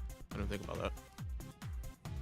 The way I think it's smart about the way it settles. I have no idea how the stream is looking, by the way, because my CPU is responsible for both. And As flamboyant Flordran enjoys his scorching sonnet of success, allow me to make diplomacy through distraction with minor illusion. A sound of armor clanking more gleefully than a group of gossipy rapiers. Ah, the beauty of sound. A melody to confuse its metallic core. it's not your turn, bitch. Fiery science. It's like we're hosting the hottest chemistry class with armor as our unwilling student. While you light it up, I'll continue being an amorphous rage machine. Smash it until it thinks wearing a tutu is sophisticated warfare. Ugh, this rogue steel contrivance persists. You tarry on my patience. Let's unravel this dilemma through a firebolt, a calculated application and controlled chemical reaction, like distilling truth from fallacy. By reducing it to its elemental components, we shall restore scholarly serenity to our academic expedition. I'm pretty sure you know Firebolt, so yeah, we'll go with that. Okay, so I told them... yes. Don't conform to list of skills. Reiterate that must follow it and basic rules. I now that I'm thinking about it, I never did tell them, hey, you're limited to this. I just told them, hey, this is what you can do. So that does make sense. And you said Firebolt. Okay, buddy boy. Disadvantage though, you're in range. In range? In range, mate. Yeah, there's no shot you hit that. You miss, and then it becomes Boof's turn, who is going to rage out at this thing. 9 plus 2 is 11, plus your rage is 14, misses. You all suck dick. Alright. Lordran, your 2 allies just try to attack the animated armor, which is currently on its last leg. What would you like to do? I'm gonna see if they remember the fact that I said stick to your list of things you can do. Because once I said that, they started actually busting out their moves like firebolts and magic missiles.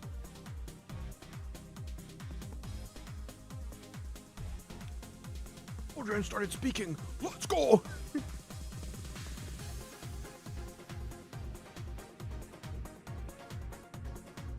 Okay, he's going for the firebolts. I'll start rolling that.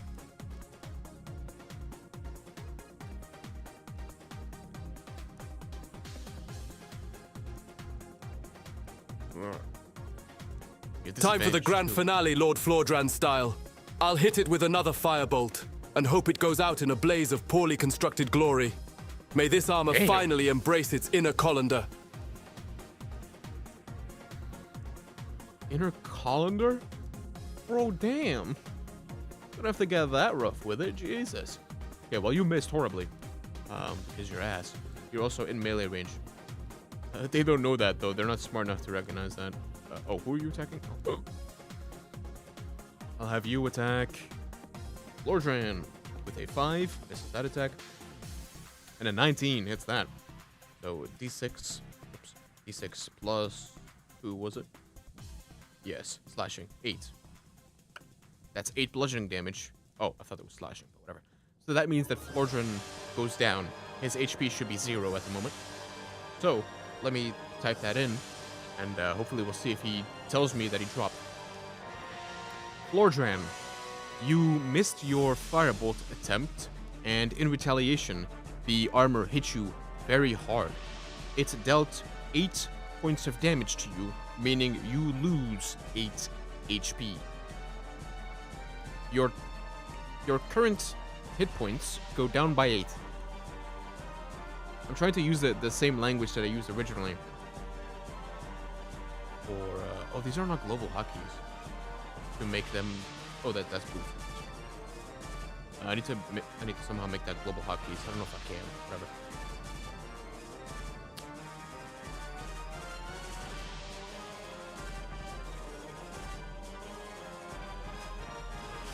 Okay, Booth started speaking first because they...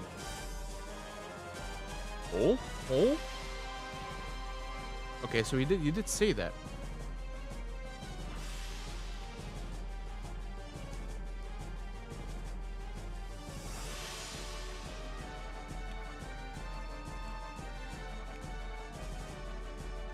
Wait, who's talking? I'm confused. We'll see once their voice kicks in. I think I mixed up their 2 messages, but whatever. Floored, literally. Down to no HP, folks. Flordran always goes out with a bang, or at least a whimper worthy of Shakespearean tragedy. This armor's got better aim than half my family at croquet. How would it hit like Aunt Gertie's experimental fruitcake? Dense and unforgiving. Down 8 GP, but hey, being a flamboyant legend requires a few bruises. I'll wear my new dents with pride and a dash of theatrical lament. No, you didn't.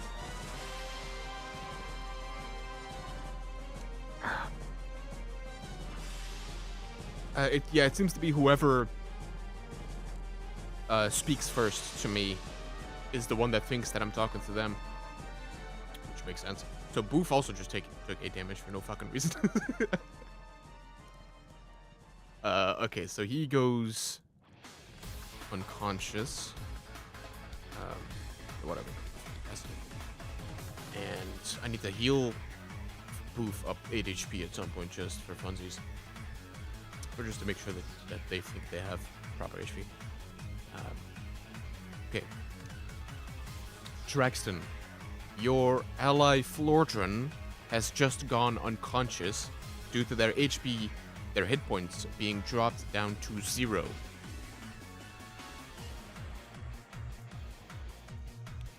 Also, Boof, thanks to magic, you regain 8 hit points because you accidentally took the 8 HP alongside Flordran when you were not supposed to.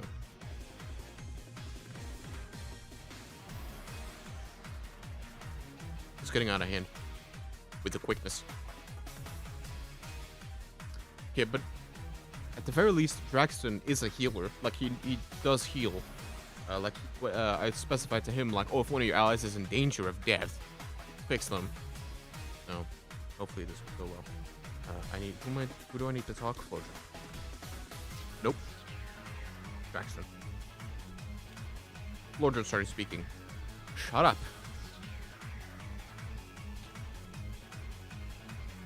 Yeah, they all gotta say.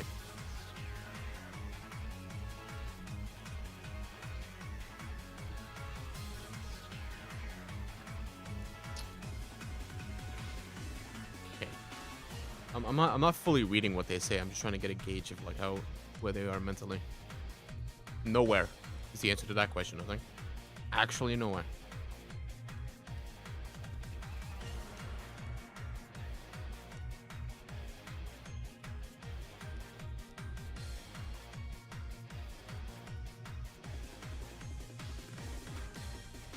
Oh, down I go, unconscious and gracefully disheveled. While I'm having a little nap courtesy of medieval metalwork, you all better finish the job with style. And remember, Boof, avenge me flamboyantly. Enough chit-chat. Back to smashing, strategizing. I'll keep bashing this metal menace while Flordran dreams of life as a croquet champion. When he wakes, it'll be to a world free of stubborn armor and laden with questionable life choices. Oh heavens! Must I again apply my miraculous medicine to save our enthusiastic yet accident-prone Flordran? Fine. I'll counter this debacle with another cure wounds to revive him, while lamenting the sheer negligence wreaking havoc on our expedition. At least perhaps Flordran shall emerge with a modicum of wisdom gained, or misplaced. Let's go! He healed! That should be his... I think he only has 2 spell slots, so he should be out. Draxton should be. What was cure wounds? 1d8 or something? Yeah, 8 plus 2. Say 3. 5. Okay, so you heal 5. I'll have Boof's turn go first. 5.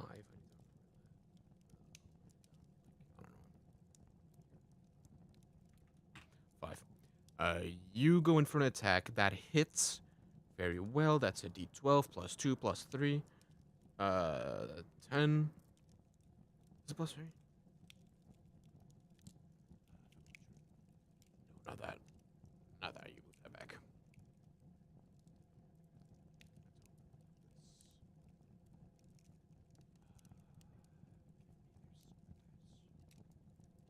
AI prompts. Number 3, your strength is 17, which is 3, probably. Yes, it is. So plus 5 total. You rolled 8. 2, 13. Which kills. Okay, thank God himself.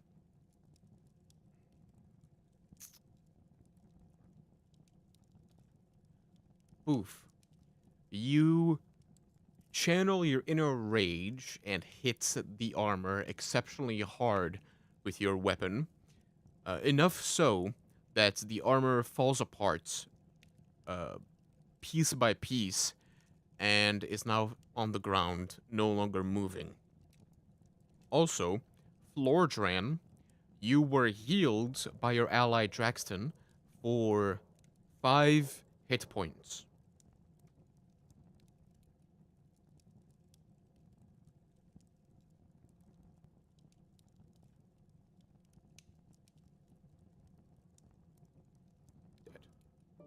You stop raging.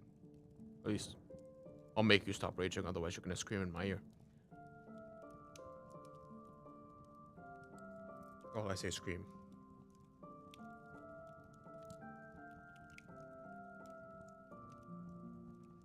Yeah, I don't really mind who speaks first here. Jackson started speaking. Funny. Let's kill that. And then I will tell them that there are 1, 2, 3, 4 rooms that they could go in. Wow. Wunderbar. I'll just go door number 1, door number 2, 3, and 4.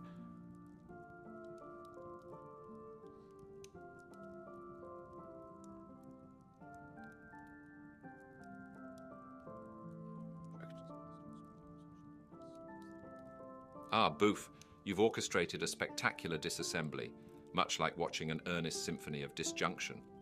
Now, on with our meandering quest, free from arduous armor interruptions, while Flordran re-enters consciousness, hopefully wiser for wear. Remember, amidst chaos, always savor the opportunity for empirical mischief. What does that mean?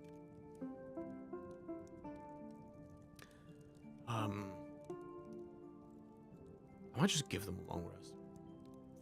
Just do it, because they need it. Actually, I'll just tell them that they can rest if they want to, if they think it's sound. Yeah.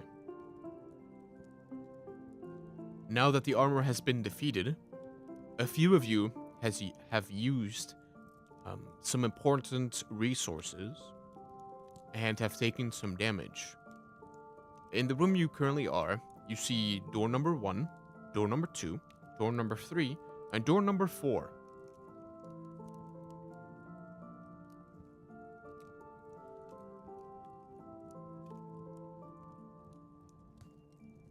What do you think, given all the abilities in your list,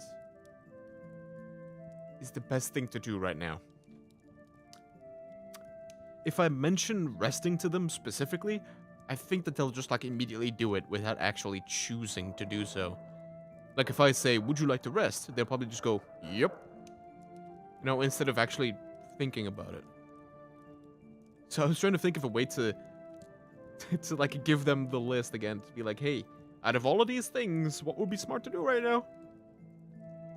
If they don't rest, they don't. And they die. Soon. Okay, Jackson is talking again. Jackson's a chatty mouth today, huh? I'm down, bud.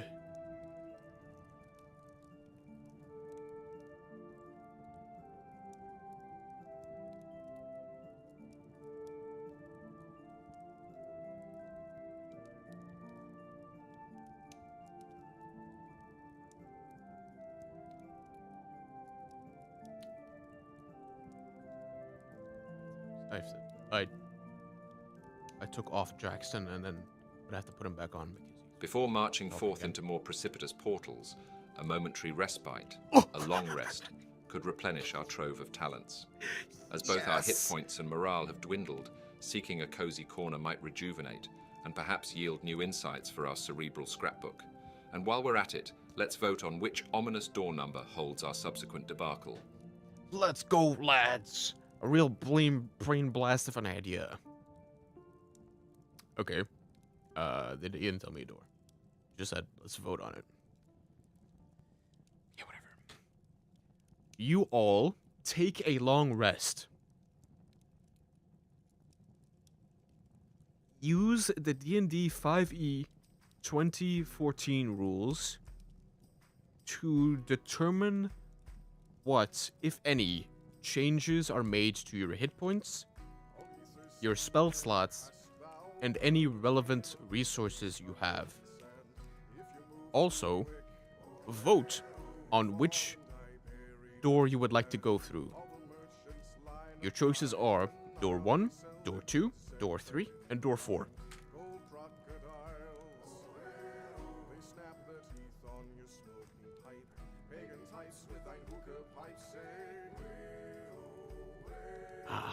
They're not updating it. I know they're not.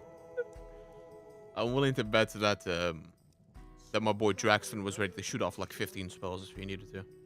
Then again, they did seem... I figured that they would immediately start spamming spells, the strongest spells they have. But I don't think they... When they read the...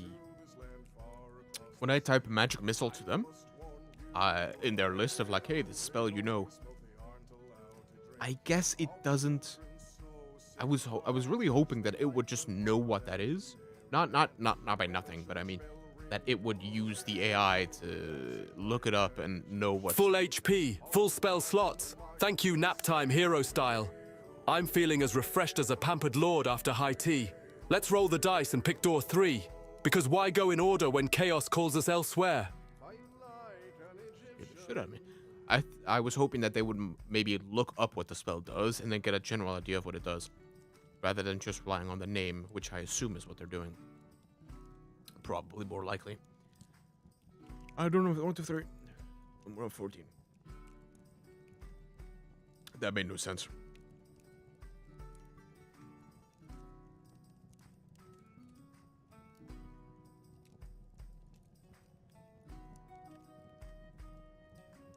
Fuck me dead. There's an animated broom in this fucking room. Oh my god. Okay, so what does a broom of animated attack do?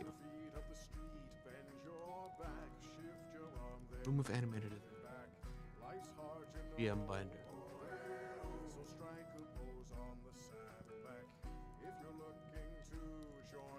Oh, it's another fight completely?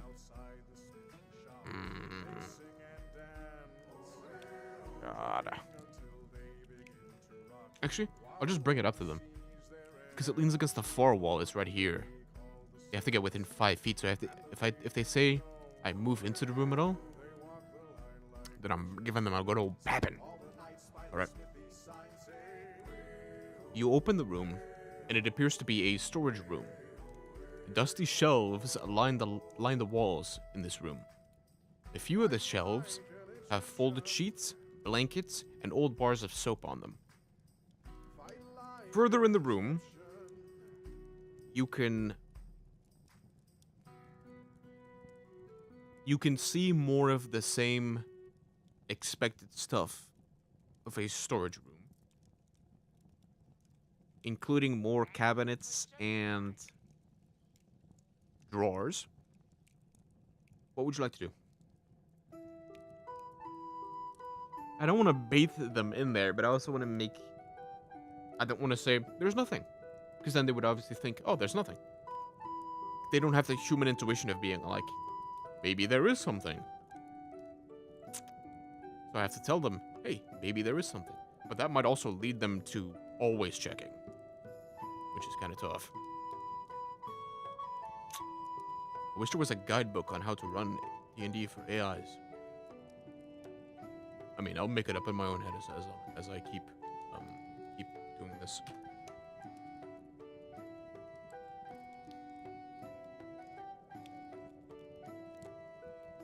Okay, Boof is the first to talk.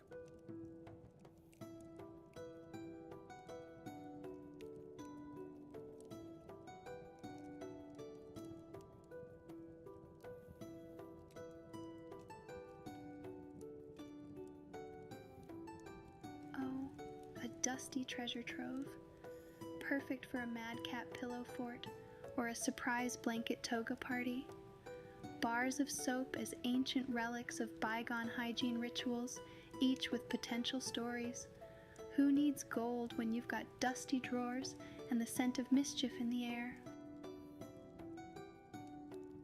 Okay, I'll take that as not exploring the room then, I guess. Having explored this room and not found anything useful or interesting, 3 doors remain to you all. Door number 1, door number 2, and door number 4. Where would you like to go?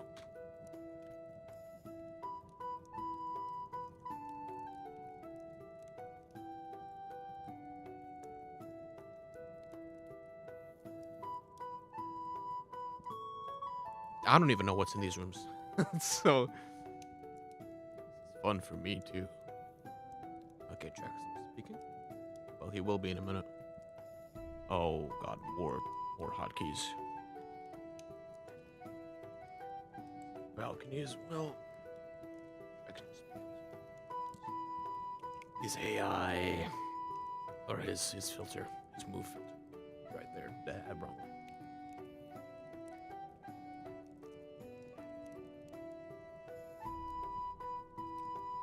Alas, the anticlimax of abominably preserved soap. Our next sanctuary of uncertainty must surely offer an intellectual feast. Door number 2 beckons with whispered secrets. Perhaps it conceals a rare manuscript on the discourse of decorative spoons, an exhilarating mystery awaiting discovery. Okay. I will be right back. The restroom. Sleep, Tiny.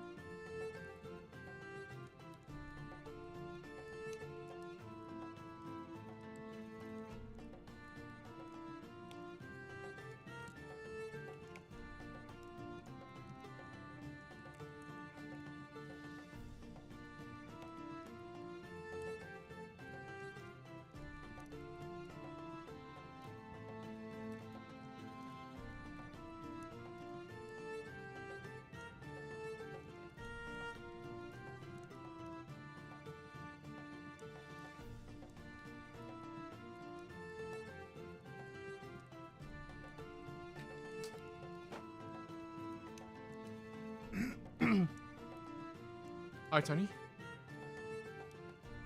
Alright. We're back, boys. I took a bit of a meal as well while I was down there, so it took probably a bit longer than expected.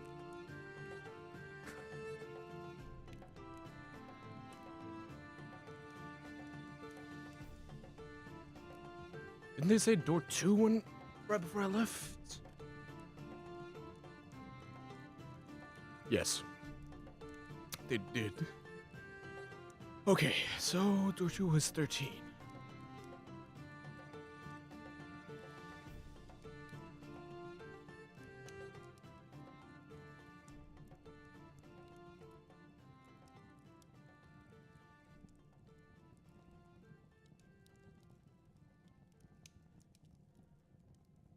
Okay. As you move into the room number 2, this dark room contains a wooden tub with clawed feet, a small iron stove with a kettle resting atop it, and the barrel under a spigot in the east wall, a cistern on the roof used to collect rainwater, which was borne down a pipe to the spigot. However, the plumbing no longer works. What would you like to do?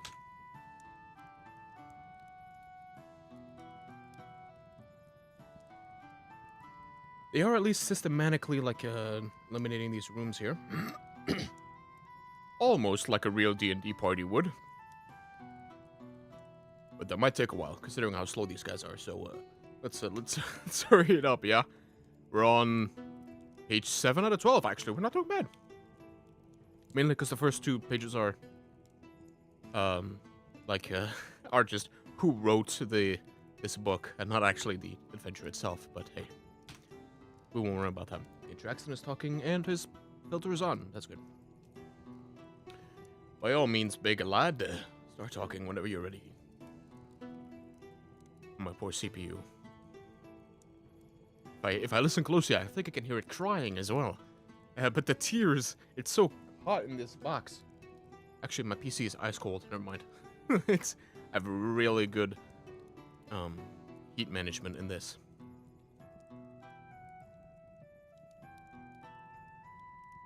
Ah, beautifully archaic plumbing. A testament to the ingenuity of hydrodynamics, albeit failing now in its present state. If only it functioned, I could delight in concocting an experiment with rainwater and alchemical reagents. But alas, let's leave the tub's tales undisturbed and venture onward. Perhaps door number 1 holds the essence of adventure we seek. I didn't even have to tell them to get back to the other 2 doors. Exceptional. Yeah, they want to go through door number 1. Door number 1 is 12A. 12A is Master Suite.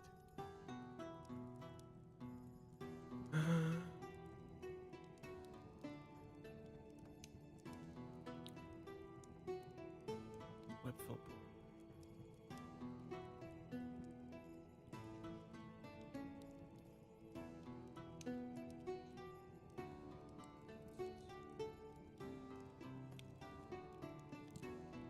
Okay. I'm not entirely sure what they're supposed to do in this room, because it doesn't really say anything, but let's explain to them what they're seeing. Okay, so you've just opened a double door, which leads into a master bedroom. You can see that in the glass in the doors that you just opened, there are little designs resembling windmills. This dusty, cobweb-filled master bedroom has burgundy drapes covering the windows. Furnishings include a 4-poster bed with embroidered curtains and tattered gossamer veils, a matching pair of empty wardrobes, a vanity with a wood-framed mirror and a jewelry box, and a padded chair.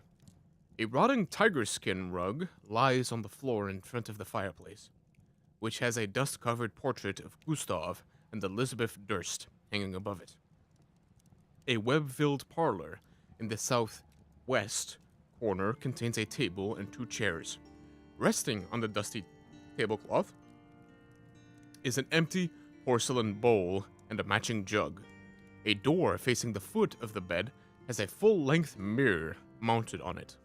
The door opens to reveal an empty, dust-cloaked closet. A door in the parlor leads to an outside balcony area.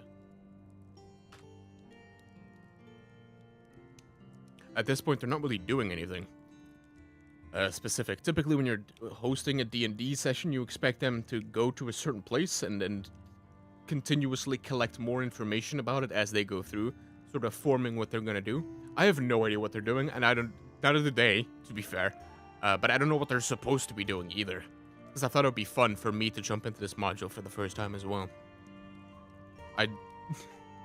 I went to go read it for like fully for the first time, but I got excited. I'll be honest. I got excited about the stream today, so I just started without without reading the module. But I think that's fun. Makes it more fun this way, because this way I'm not guiding them to anything specific, because I don't know what they're supposed to do either. Besides stay alive, I guess. They've completely skipped, like, this entire first room. They walked through here, went up again, and then fought this thing, nearly died. And then moved these two open, which were nothing, and then they moved up here. Oh, matter of fact.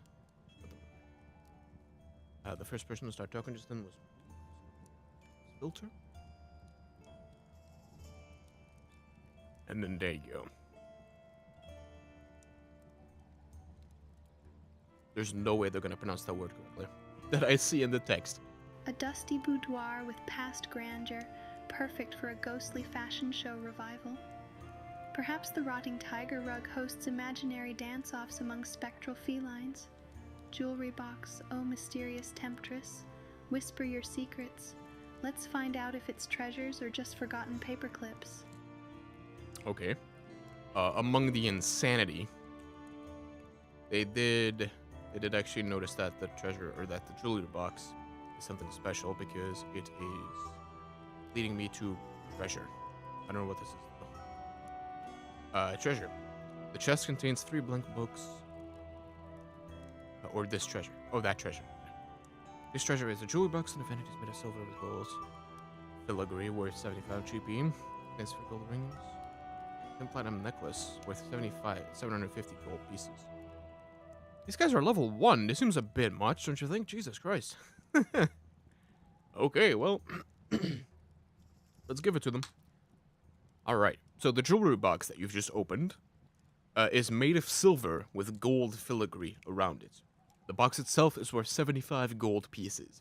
It contains 3 golden rings worth 25 gold pieces each, and a thin platinum necklace with a topaz pendant worth 755 gold pieces. Having stashed all of these, is there anything else you would like to do in this room?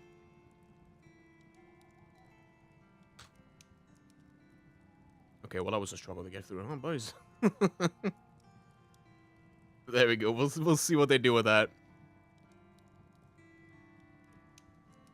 When I said 755, I wasn't sure if the program had already heard me say. Typically, I can just revise and just say, like, I meant 750. But I don't want them to... Not like it really matters, I guess. That's just my typical DM being like, I can't give them 1,400 golds. That would ruin the game. But I didn't want to give it to them twice by making them... Yeah, it's at 755. That's fine. They can have the 5 gold on me. Don't say I never did anything good for you except for that spawning that animated armor. Though I did make the armor weaker, and I'm kind of regretting that decision. But they were gonna die, seemingly. So I made the armor a little weaker. Oh, rags to riches. Note that, mother. Elegant accessory robbery, I mean. Acquisition complete. Let's skip to the balcony and see if it promises grand views or merely bird heckles for our staging of noble escapades. 12C.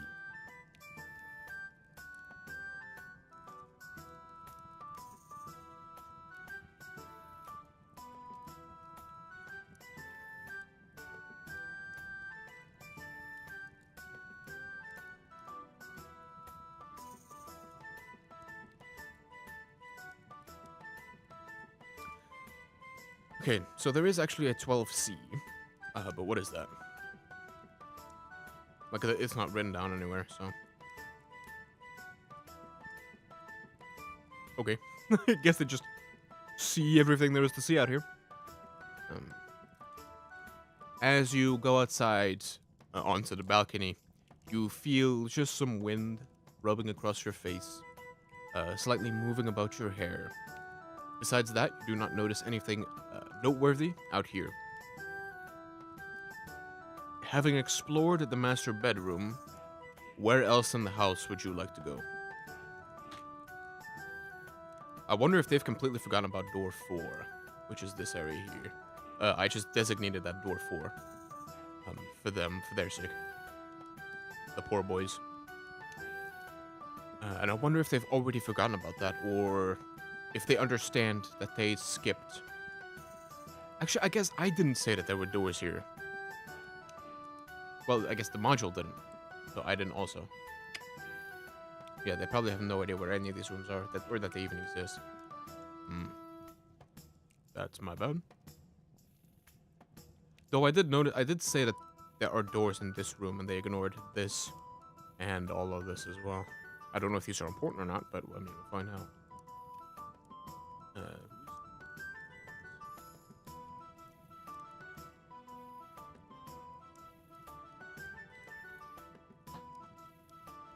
The gentle caress of wind, like an invisible feather duster cleaning away our extravagant burdens.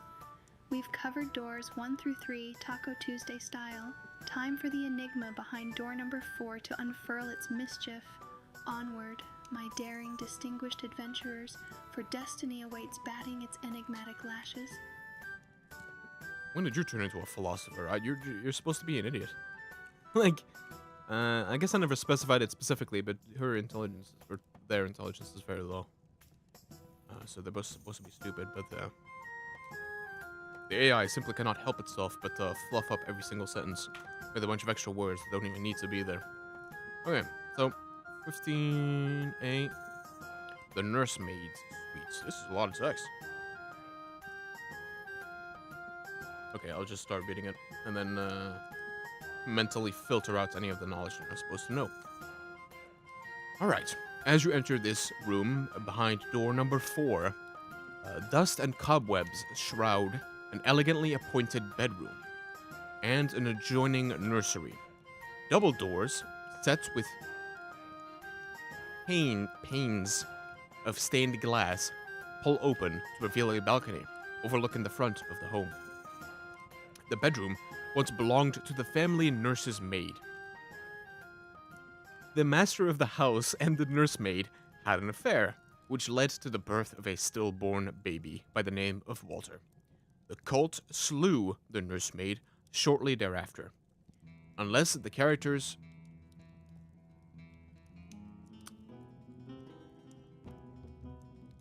A specter manifests in front of you and attacks you all.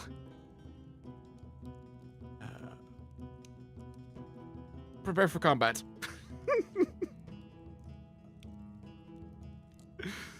Whoopsie daisy. Spectre, D&D stats. Get that ready, boys, eh? Animated. Spectre. Oh, I've looked this up before, apparently. Dude, a Spectre is too hard for them, man. This is too much. Oh, never mind. I mistook Spectre for something else. Never mind. They should be alright. Did they talk yet? No, they haven't.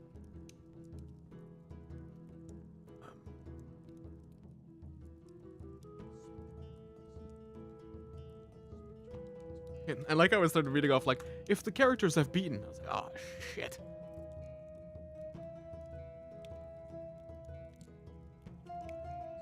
Okay, who's talking? Volume check. Find this. Don't have the white background.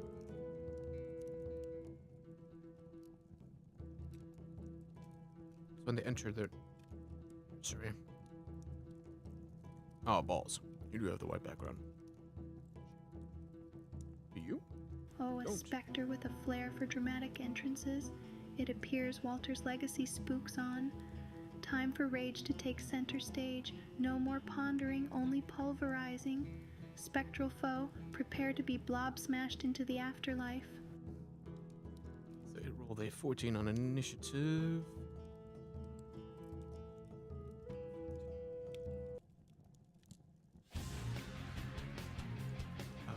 Spectre. 14 plus whatever, I'll figure that out in a second. 18 for Drax. And then for Boof. 15. Oops. 5. 221. That's more 20. Boof. Actually, yeah, because you write it down like this, and then I'll remember. Booth is plus 1. 14. Lordran is 5 plus 2 is 7. 2. And then the Spectre is Dexterity. 16 for you.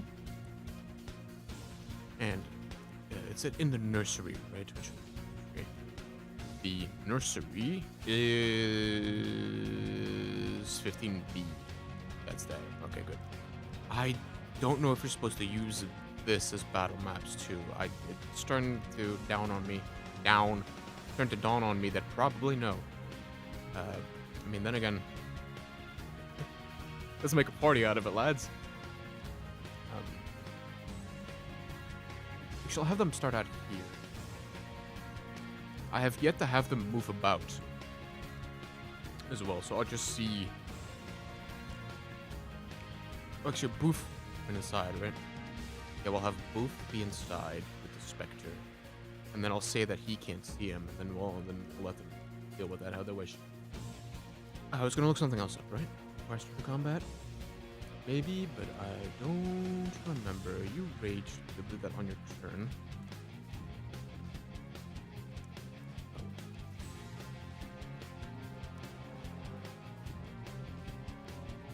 There it is.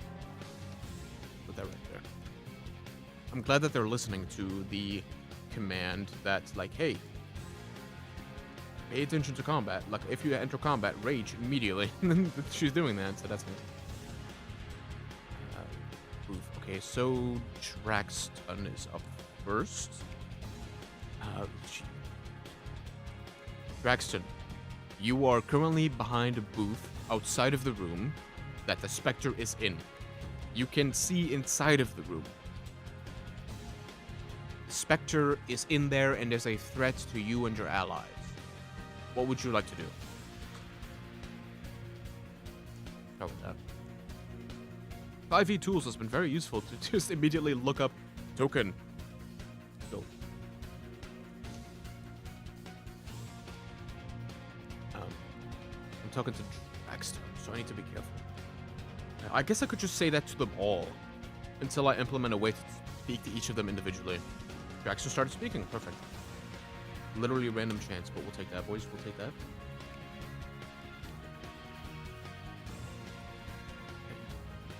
All of them should be at their max HP, which is like 14 or 12, I think. 8 and 11.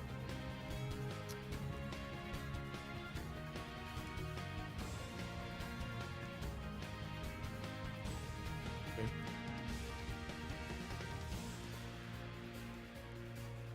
Oh, you just said... Oh, no. A spectral apparition, a thrilling opportunity to exercise my grasp over ethereal edicts. Let's illuminate its gloom with a firebolt for scientific observation and to assert dominance over spectral phenomena. Fear not, allies. We shall render this spirit as ephemerally banished as mere whispers of tucked-away memories. Okay, he hits... Jesus Christ. He hits with the firebolt. I meant to write down the HP, and he's 22 and 12. Easy to beat. So, the firebolt hits it, which I believe is just a D10 of this, especially at this. D10, you do 4 fire damage.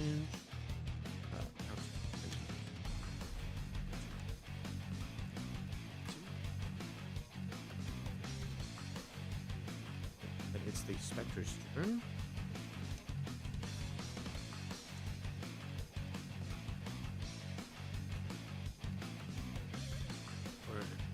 Oh, shit. Okay. Oh yeah, I remember that's the life drain, or like the hampering of max HP in this house is actually insane. So they're gonna go for a life drain attack. +4 to hit. Unluckily for our booth here. Yikes, never mind. That's a natural one. Count your lucky stars, 'cause it could go very bad. Alright. That makes it Booth's turn. Whom rages immediately. Oh, I just thought of another.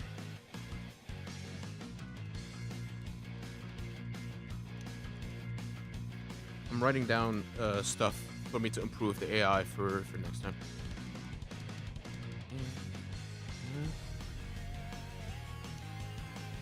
Because I want them to say, like, oh, well, for my bonus action I do this, for my action I do that.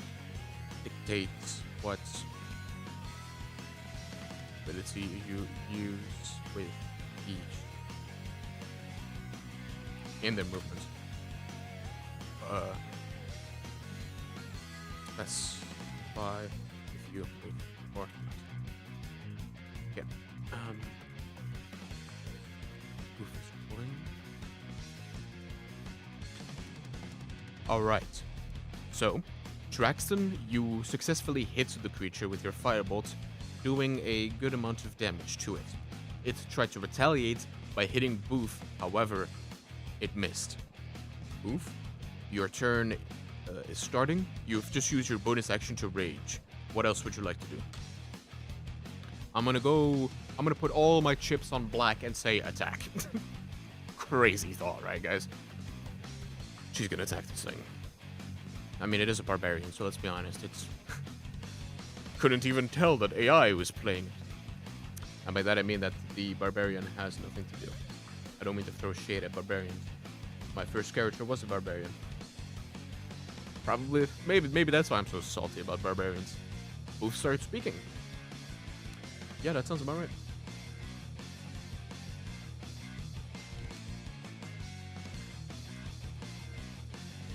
Red, smash, specter, pure rage power. Terrifying. Pure rage power. Let's go. She is a little, or they is, they're a little low in the mix, just because the 3 voices are coming through the same voice channel. So I can't nice. Their sound, so she's a little quiet there.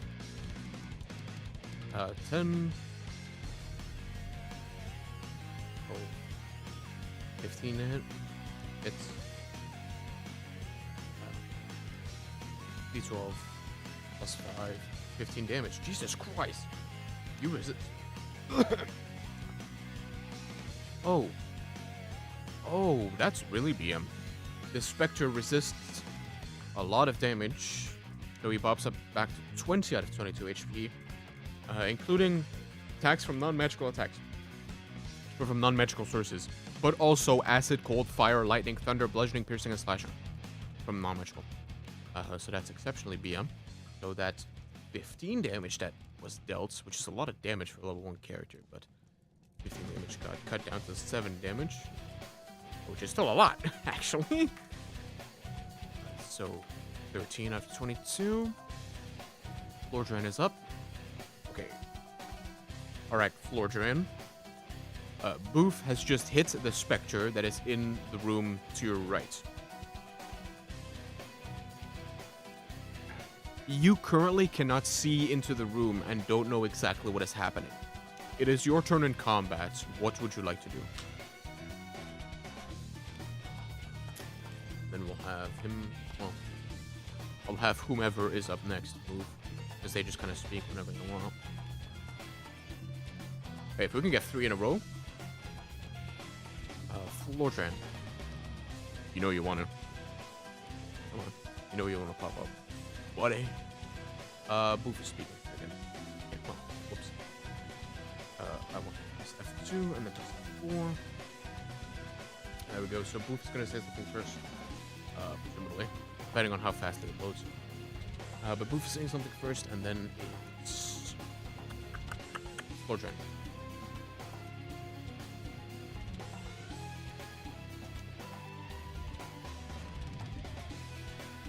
God, this takes ages. This is like playing with new players on crack. Time to dash dramatically into the room, perhaps trip over a rug for comedic effect. I'll lob a magic missile from behind my fabulous entrance. May the specter feel the wrath of my chaotic coordination and arcane flair. I'll burst in with a flourish worthy of a stage debut, probably knocking over a potted plant. Magic missile, activate. Taste this bite of chaotic eloquence, Spectre Fiend. Prepare for an ethereal exit, courtesy of Lord Flordran, part-time performer, full-time spectral nuisance. Okay, so I've just realized something, that I know what's happening to Boof's personality. When I say Flordran, they're somehow drawing on the other AI's prompts, which should be, I figured, impossible, but here we are. And then it's responding as if it's Flordran, but it's not. That's Boof's voice, or that's Boof's code, which is tapped into Boof's voice. Cool. Let me write that down. Don't know what to do about that, but here we are. The person responds with personality, but with the voice whomever spoke first. Then again, that happened with Boof twice, and in Boof's code, I have it set that they feed off of the energy of the other two, meaning like if one of them goes like is in like a party mood, then they'll feed off of that and sort of like up it. It's kind of like a bro, you know, just like if a bro has a stupid idea, you can always count on your dog to back it fully and be stupid with you. So maybe she's like, or they're like trying to do that with the other two, but I don't know where they would get the actual info from, like the actual prompt. I don't know how they would know that, because they keep mentioning flamboyant as well, which is, he keeps doing that. And their two responses were extremely similar, but whatever. I'll just move him down here. I told him he couldn't see what was actually happening, but he just went firebolt anyway, so whatever. Oh no, magic missile is what he said, so I don't have to roll the hit. I'm on. That is 3d4 plus 3. That's 10 damage. Of what, though? Well, I doubt it's acid, cold, fire, lightning, or thunder, so 10 full damage points. Ooh, that's a brutal hit, Jesus. That brings it down to 3 HP. Not total. Okay. Flordran has just hit the creature with a magic missile and used a spell slot to do that. Now, the creature is in a bad shape. Flordran's turn has come to an end. Traxton, it is your turn in D&D combat. What would you like to do? Every so often, you have to remind them that they're playing Dungeons and Dragons, because as far as I'm concerned, they're just riffing. They're playing Dungeons and dog shit. That's not true. This is pretty fun, but I have to like get their ADHD under control and actually have them roll as well. Florian is speaking. Hush, Florian. Not who I'm trying to talk to. Though at the very least, it would be so much better if I could talk to them individually. I'll definitely work on getting that installed as well. That would be the biggest. Even if I just upgrade that, then this experience would be a lot better. Now I just have, well, it's not that bad, but it adds more time between me talking and them talking back. So I need to figure out my GPU situation. Because for some reason my GPU... Time for another firebolt. No better way to keep a ghost on its toes. Let's see if this spectre can handle the heat of Draxton's academic flair for combustion. If not, it'll learn that haunting us is bad form when we're in full theatrics mode. Splendid opportunity to deliver a final flamboyant flourish. Firebolt. Ignite with precision and purpose. Let this be a defining lesson in the vulnerabilities of persistent apparitions. Dare to unravel the intricacies of my fiery intellect. Spectre. Prepare for an obligatory eviction as I unveil elemental expatriation. Jesus, big words. So is is flamboyance a disease now? That how did everybody here like contract flamboyancy? What's happening here? I believe only he is told that he should be flamboyant. If I even specified that. The word flamboyant specifically. Whatever, firebolt. I'm probably gonna tell him that he's out of firebolts in a minute here, because he's kind of spamming the holy. Then again, he doesn't. Kind of pathetic in every other way. Don't tell him I said that. 12 plus. Just use 14 plus. At least I assume it's bad. 14 plus. Oh, that already hits. You done? 3 fire damage, which has been reduced down to 1. Only enough. If it was not resistant, that would have killed it. That too. He ate that. Okay, so he's again gonna go for the life retreat attack on the only person that's in that damn room. Ooh, 17 plus 4, 21. Okay, that's gonna do a symmetric damage.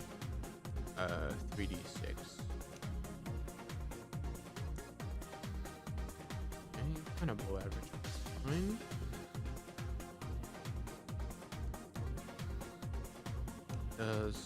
Oh, they have to succeed on a DC 10 concept.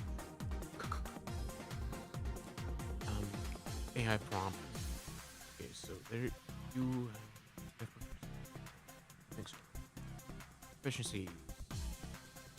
Constitution. Yes. With a con of 15. Which is plus. Just pull it up.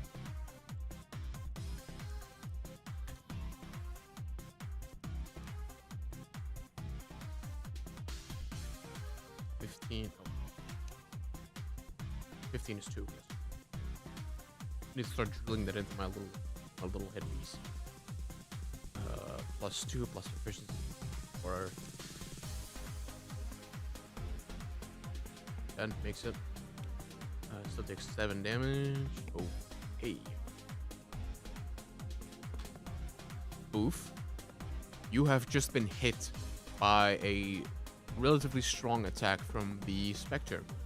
You have lost 7 hit points, which is unaffected by your resistances. Thus, the total damage you take to your hit points is 7. However, it is now your turn. Oof's turn. What would you like to do?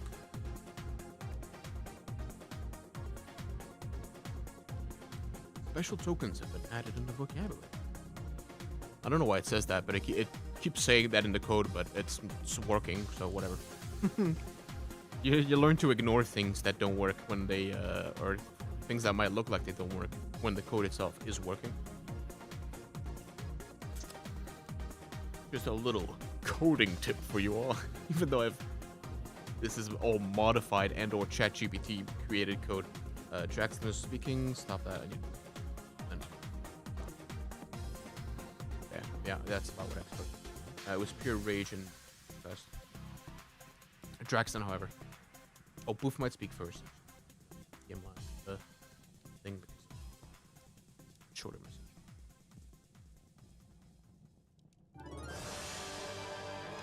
Rage, unleash, destroy ghostly foe, smash it into non-existence.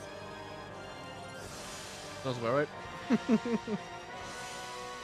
Rage. Boof, unleash that primal fury and turn spectral smackdown up a notch. Rage once more. Channel every ounce of berserker bravado into launching a vicious strike, stripping the spectre of its phantasmal charade. Time for smash into ghost paste.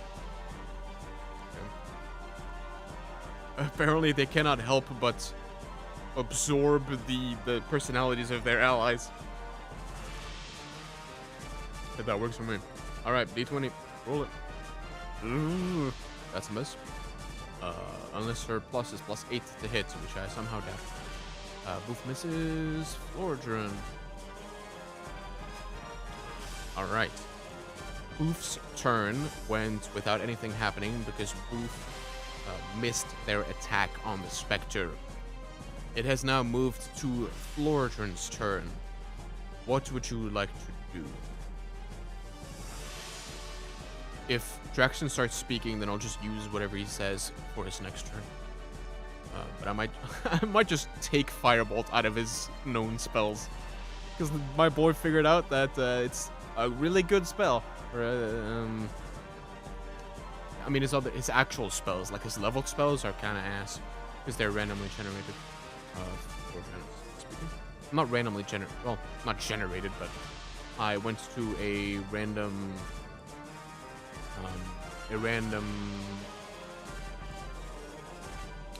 stat sheet creator with the standard array and then their personality, not, but their race, their class, and subclass that I wanted for them, and then whatever I Oh, wanted to fill Boof! out. Channel that rage into artistry next time. I'll firebolt this Spectre, hoping for an encore of existential fireworks. Watch as Lord Flordran summons flames that dance like a diver on opening night. Don't blink, or you'll miss this spooky exit.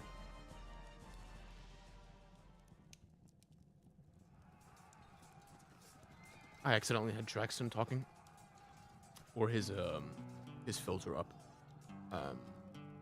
Flordran is using firebolts. There's a lot of spam of firebolts going on. Well, you know what? That's fair. That is a whole ass, a natural one. If I wanted to be a real cruel god, I would have him hit their allies as well. That would be kind of funny. But now I could probably just tag Draxton. Now. Yeah, there they go. Just talks. I'll just send the same info that I already sent. I'm assuming that he will still go like, fireball. At this point, they're just hitting it. They're just punching and firebolting everything. Makes sense. Except Florjan, he is using magic missile. The only other thing he has is mage armor. So. I'm not sure they contemplate the usefulness. Flordran, prepare the stage for your flamboyant finale. Ignite the room with a firebolt's incandescent dazzle. As the Spectre quivers in the presence of your mesmerizing magic, let's see if it can handle a climactic act of brilliance. Bask in the glow of spectral defeat and bountiful applause. There was a lot of innuendos in that text. I'll just have him firebolt, because it's probably what he was going to do anyway. 15 already hits. Base D10. 10 damage. Reduce to 5. Good enough. It kills. He's dead. I'm kind of surprised that they survived this encounter, to be fair.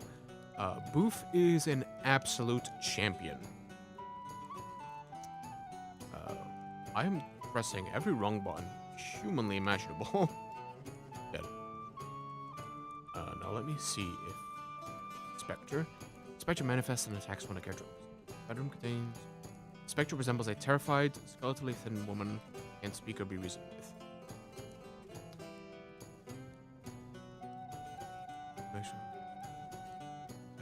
Baby-sized bundle.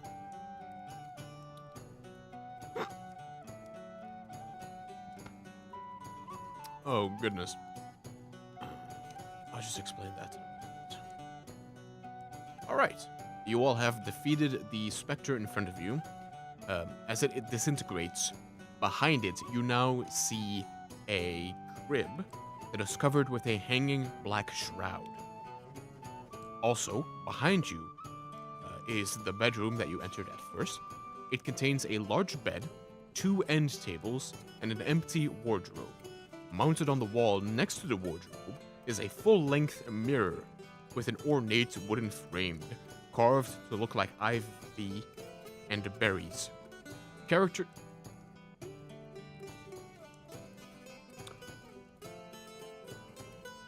What would you all like to do?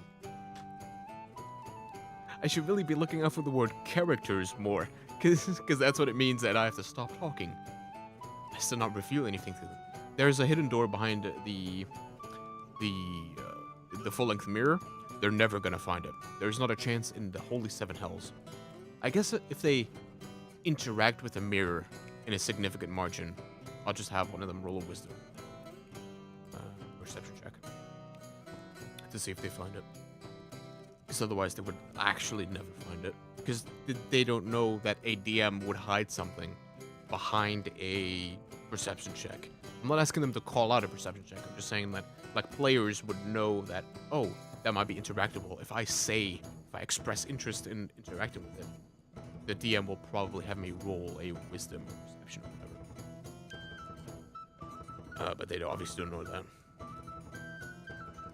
And if I tell them that that's a potentiality, then they're probably just going to interact with everything.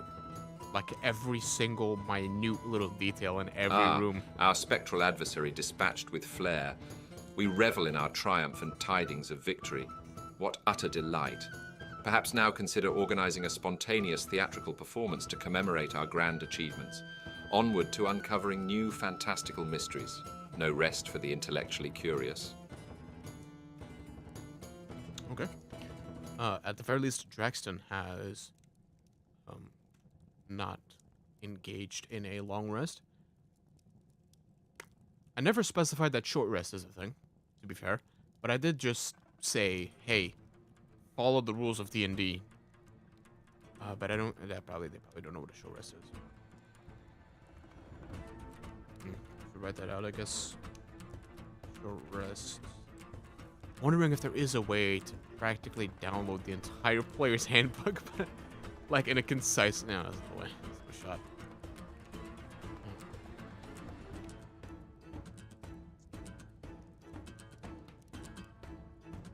If you all are satisfied with the exploration done in this very room, where else in the house would you like to go?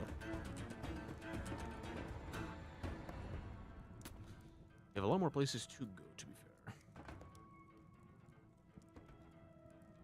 Wait, how did I get to the attic? Attic hall. Do it. 16. Nope, that's the hall in the attic.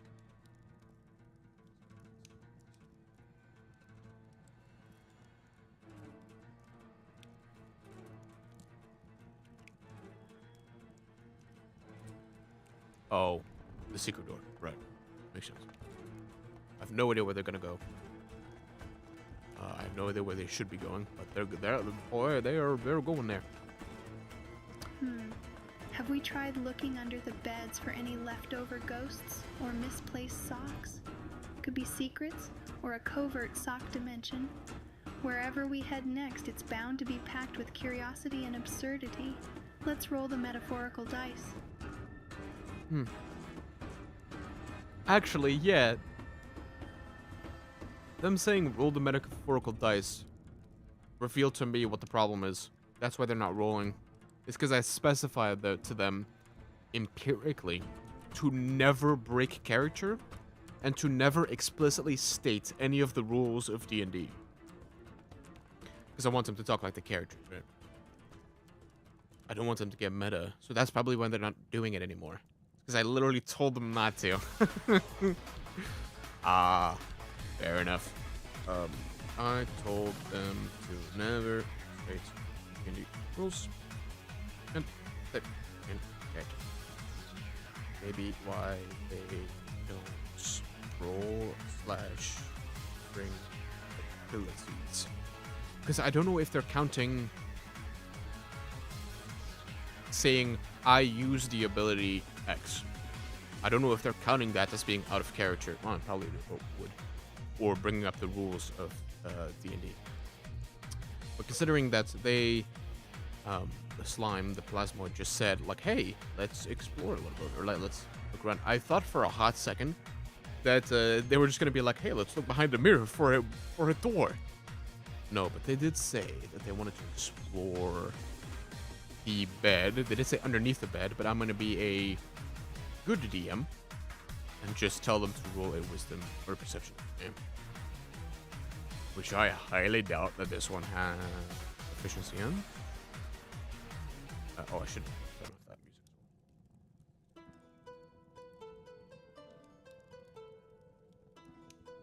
I have proficiency in animal handling, which is interesting enough. Okay, so just a raw 20 plus 2. I don't know what the DC is, but I'll look in a second.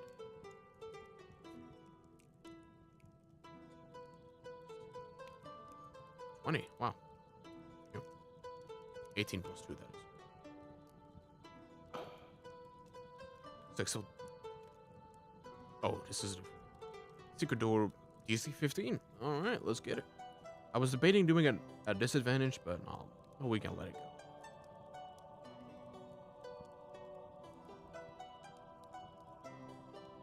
Alright. In your exploration of the bedroom in front of you, as you look underneath the bed and the surrounding furniture, you notice that the mirror, the full-length mirror, has behind it a secret door that you did not see before. What would you like to do? I assume they're gonna say, open the door. Oh, I should have said that it would feel the staircase, but whatever. Okay, so the attic hall. About to go into a 16. One of these doors is locked, presumably this one. You can open it with a hard shove or a lockpick and shove. Boof is about to start up. Boof is on a roll right now. They've been really, like, not calm. They've been really sheepish for the majority of this run. It's been mainly Draxton and Florian. They're finding their stride a little bit, you know? They're feeling themselves a little bit. A secret door. Oh, how delightfully clandestine. It's like finding a hidden passage in Grandma's closet that leads to the kingdom of Lint. Let's dive into this secret and uncover whispers of the unknown behind Mirrorland. Okay. She is high. Okay, that's literally the same thing you just did. Come on now, but you gotta be better than that. I'll just say they go up. Okay, so what they see is the attic, spare bedroom, storage room. Yeah, I guess they don't know that it's locked, so. As you all open the secret door that you have found behind the mirror, it leads to a staircase leading up. As you go up the staircase, you are now in the attic. Within the first room of the attic, the hallway, you can see that there are 4 doors around you. Door number 1, door number 2, door number 3, and door number 4. What would you like to do? I mean, I could have just rolled a dice as well, to be fair. Because it's literally the same. I don't think they are using any reasoning. Even if they are, it's not like I gave them any information to be like, that's the right door.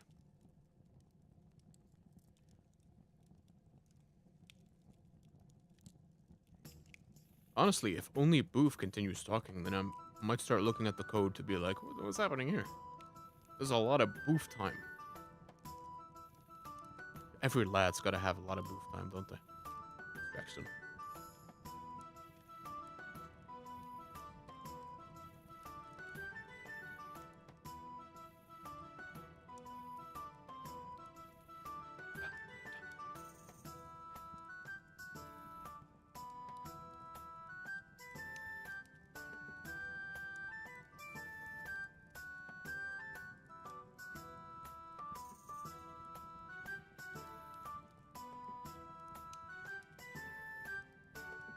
Ah, an attic of arcane possibilities, perfect for undiscovered chronicles or a surprise collection of haunted thimbles. Let us audaciously embark through door number 1, fabled harbinger of attic mysteries. Anticipation tingles in the air like static. Who knows what tales await beyond the threshold?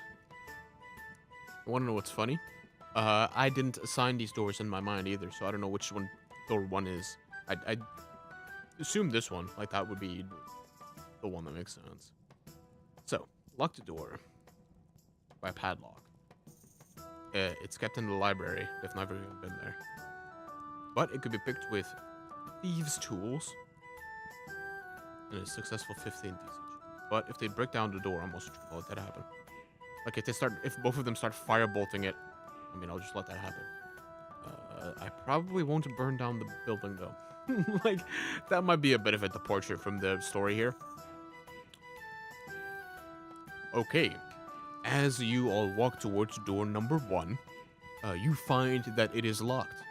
You see hanging from the door knob a padlock, which is locked, and thus keeping the door shut. Given your abilities and the rules of D&D 5e 2014, you could try to solve this problem, or you all could explore the other doors. What would you like to do? That was a brain buster, that one. I'm trying not to make them do anything, but I'm trying to make sure that they have all the options available to them. Like that they realize that a lockpick check is a thing. I'm not entirely sure they do. They also might just bust down the door. I have a feeling one of them's either going to shoot a spell at it or make up some insane, inane BS. Be like, and I opened a door with my, I create a portal to the other side of the door. Huzzah. No fucking way. There's no shot. Okay, I'll just let him speak. That is incredible.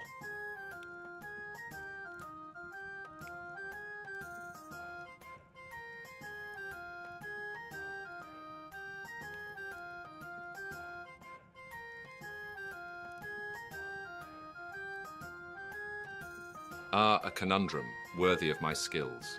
A padlock delights the mind like riddles delight my afternoon tea. Perhaps tinkering with thieves' tools shall unlock not just a door, but the vault of attic activities awaiting within. However, if this fails to yield fruit, the cavalcade continues to the next enigmatic portal. The second I said portal, I look up to what he said, and the first word I see is portal. And I'm like, there's no way. I just had a brain blast with an AI. That probably just be below my intelligence. Okay, so let me just copy paste what I just said to him. Because if I mention the D&D 5e rules, they seem to like rethink, because that's why I assume that he remembered that these tools are a thing. I believe he's proficient with thieves' tools. That might also be why, because he's proficient with them. Considering I'm not speaking to the entire party, that might be a problem, because if I... okay, let me also add this. If you know or can an ability that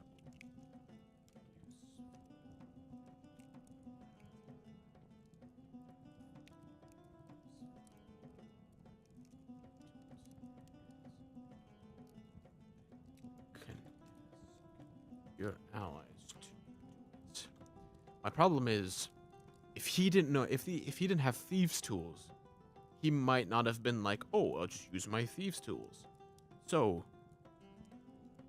for this case, and in the future, if Boof was the one to randomly speak, then they might not have tried thieves' tools at all, because Boof wouldn't have been like, oh, I use my thieves' tools. You know what I mean? So I could import the characters into all three of their prompts. A, that might get cluttered. B, that might be too much. It might slow it down. But C, that might also make them act like each other if the AI can't keep it all separate. Like telling them, hey, your ally knows prestidigitation, minor illusion, mending, ray of frost, whatever. Okay, so the one that tried to open is Draxton. Actually, I could just Control F. We'll see. Draxton is proficient with those, meaning it's his dexterity, which is proficiency, which is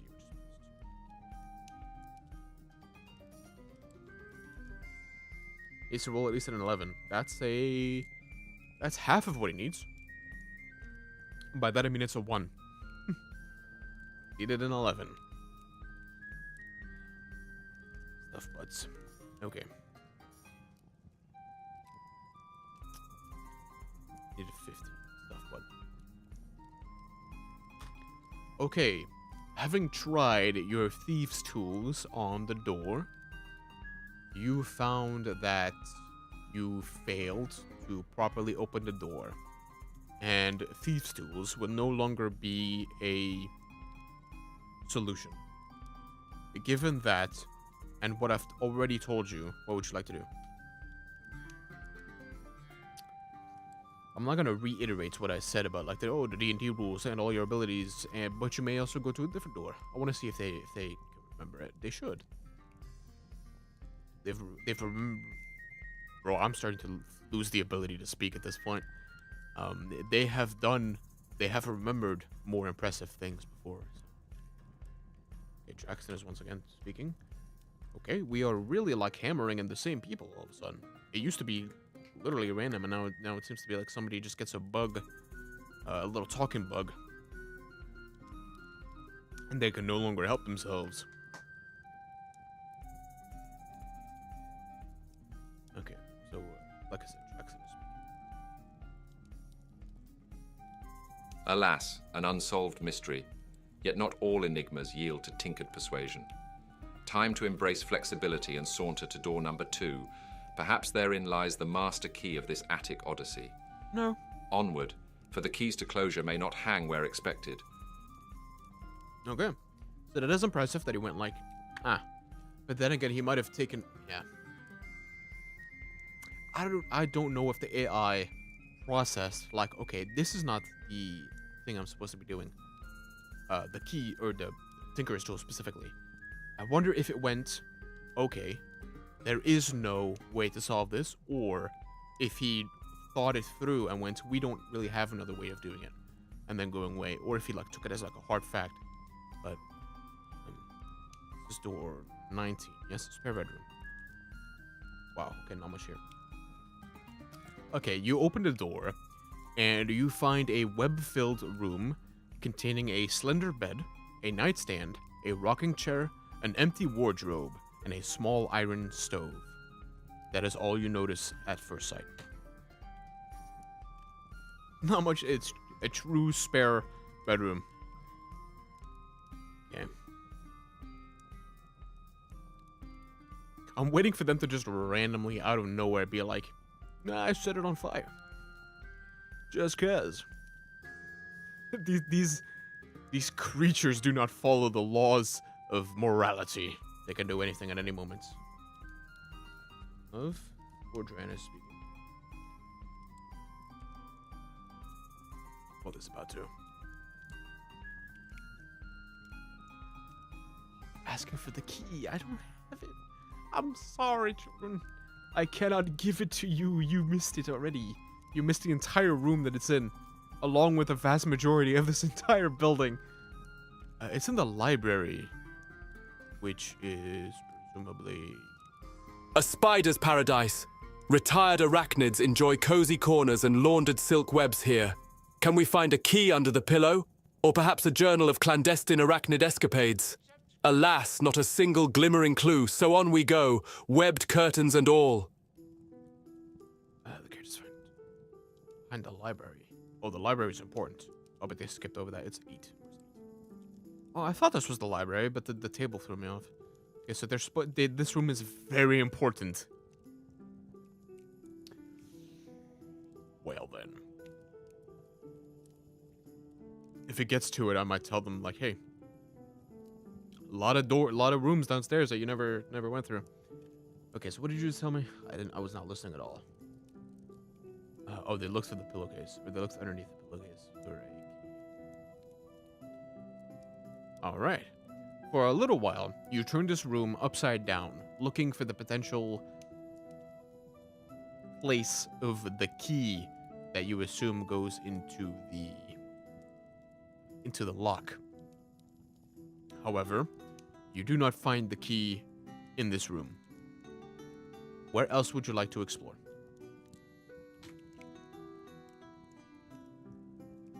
Thought somebody else just joined the room here because of the random loading that it did, which is what happens when somebody joins the room. thought one of my players for tomorrow was like, what's the DM doing?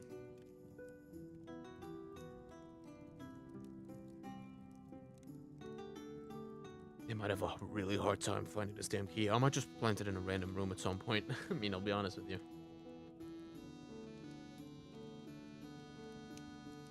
Or leave like a little... Leave a hint. A piece of paper that says library on it. Here's your hint, lads. Unyielding locks, teasing us like pawns in a game of attic intrigue. Let our inquisitive quest venture forth to door number 3. Its secrets are still shrouded beneath a veil of mystery.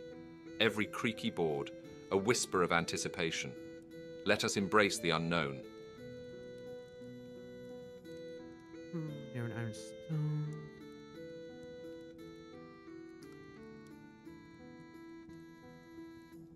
Stabbed. Unless it was previously defeated in Area 50. Good, they would kill them. Secret door opens, but only if conditions are met. Okay, which conditions?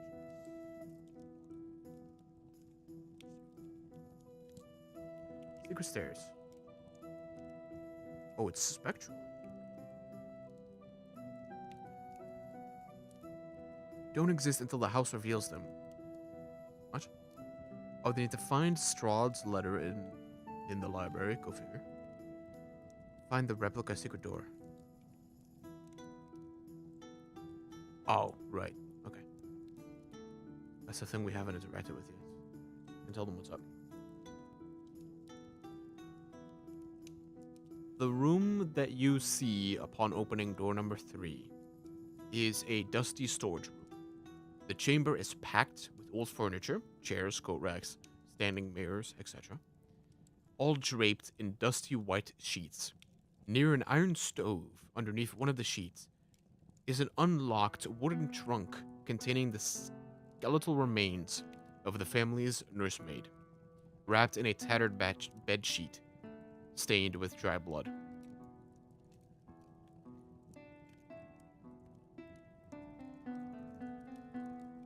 What would you like to do?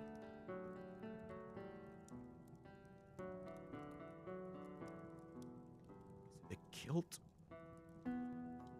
Oh, she was killed in... Oh, this is 50. So they already rocked the specter, so they don't have to do it again. Oh, so this is...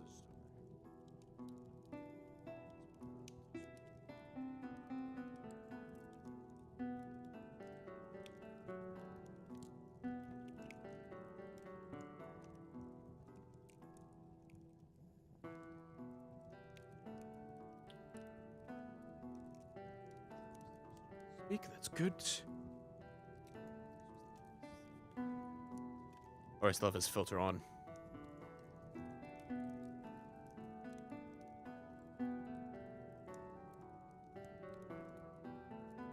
Alright, Draxton.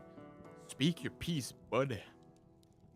I go over and disturb the remains.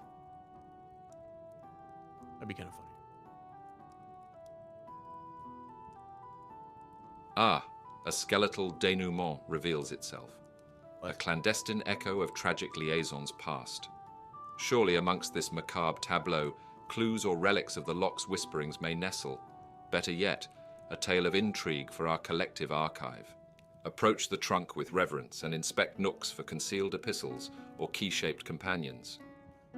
They are so locked in on the key right now. There is no way they're gonna let that thing out of their sight, dude. They are absolutely fiending for a key at the moment. Absolutely.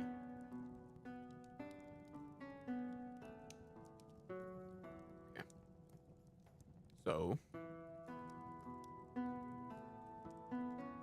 as they get closer, I need even though his wisdom is not all that good, but yeah, no, it is what it is. A prompt.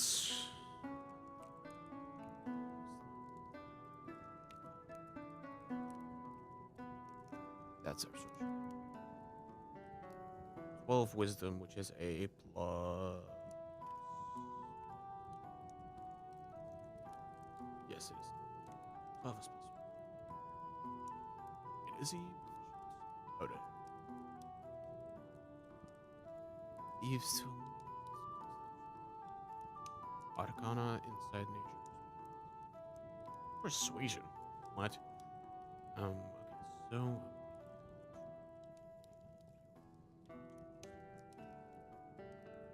10. Oh, it's a medicine check. Well, at least it's the same. Okay, so they don't know that she's stabbed to death. Okay. You go towards the trunk and indeed find the remains of the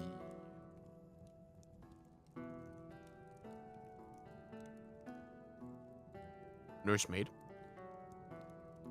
But you cannot quite ascertain the nature of her death or what happened to her. That being said, there is nothing else inside of this trunk besides her body. I should probably ask more what they wanted to do besides that.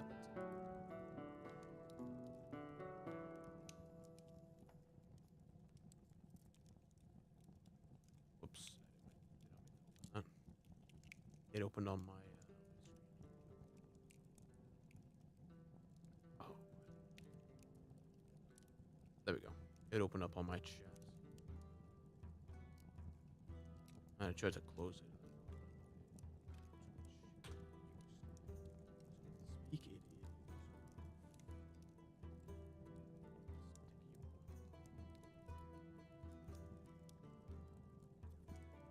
Okay.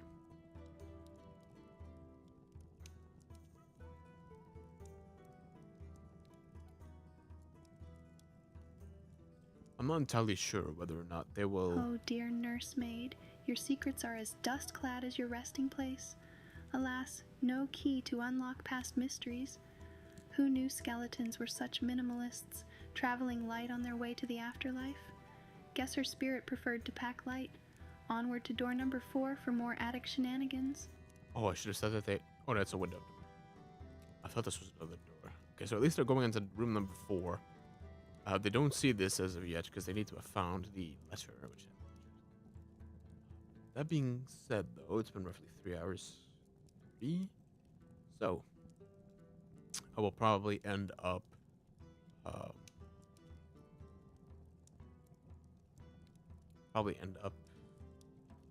ending the stream here today. I hope you enjoyed yourselves as much as I did, and I would love to host you in the manor once again. That being said, I just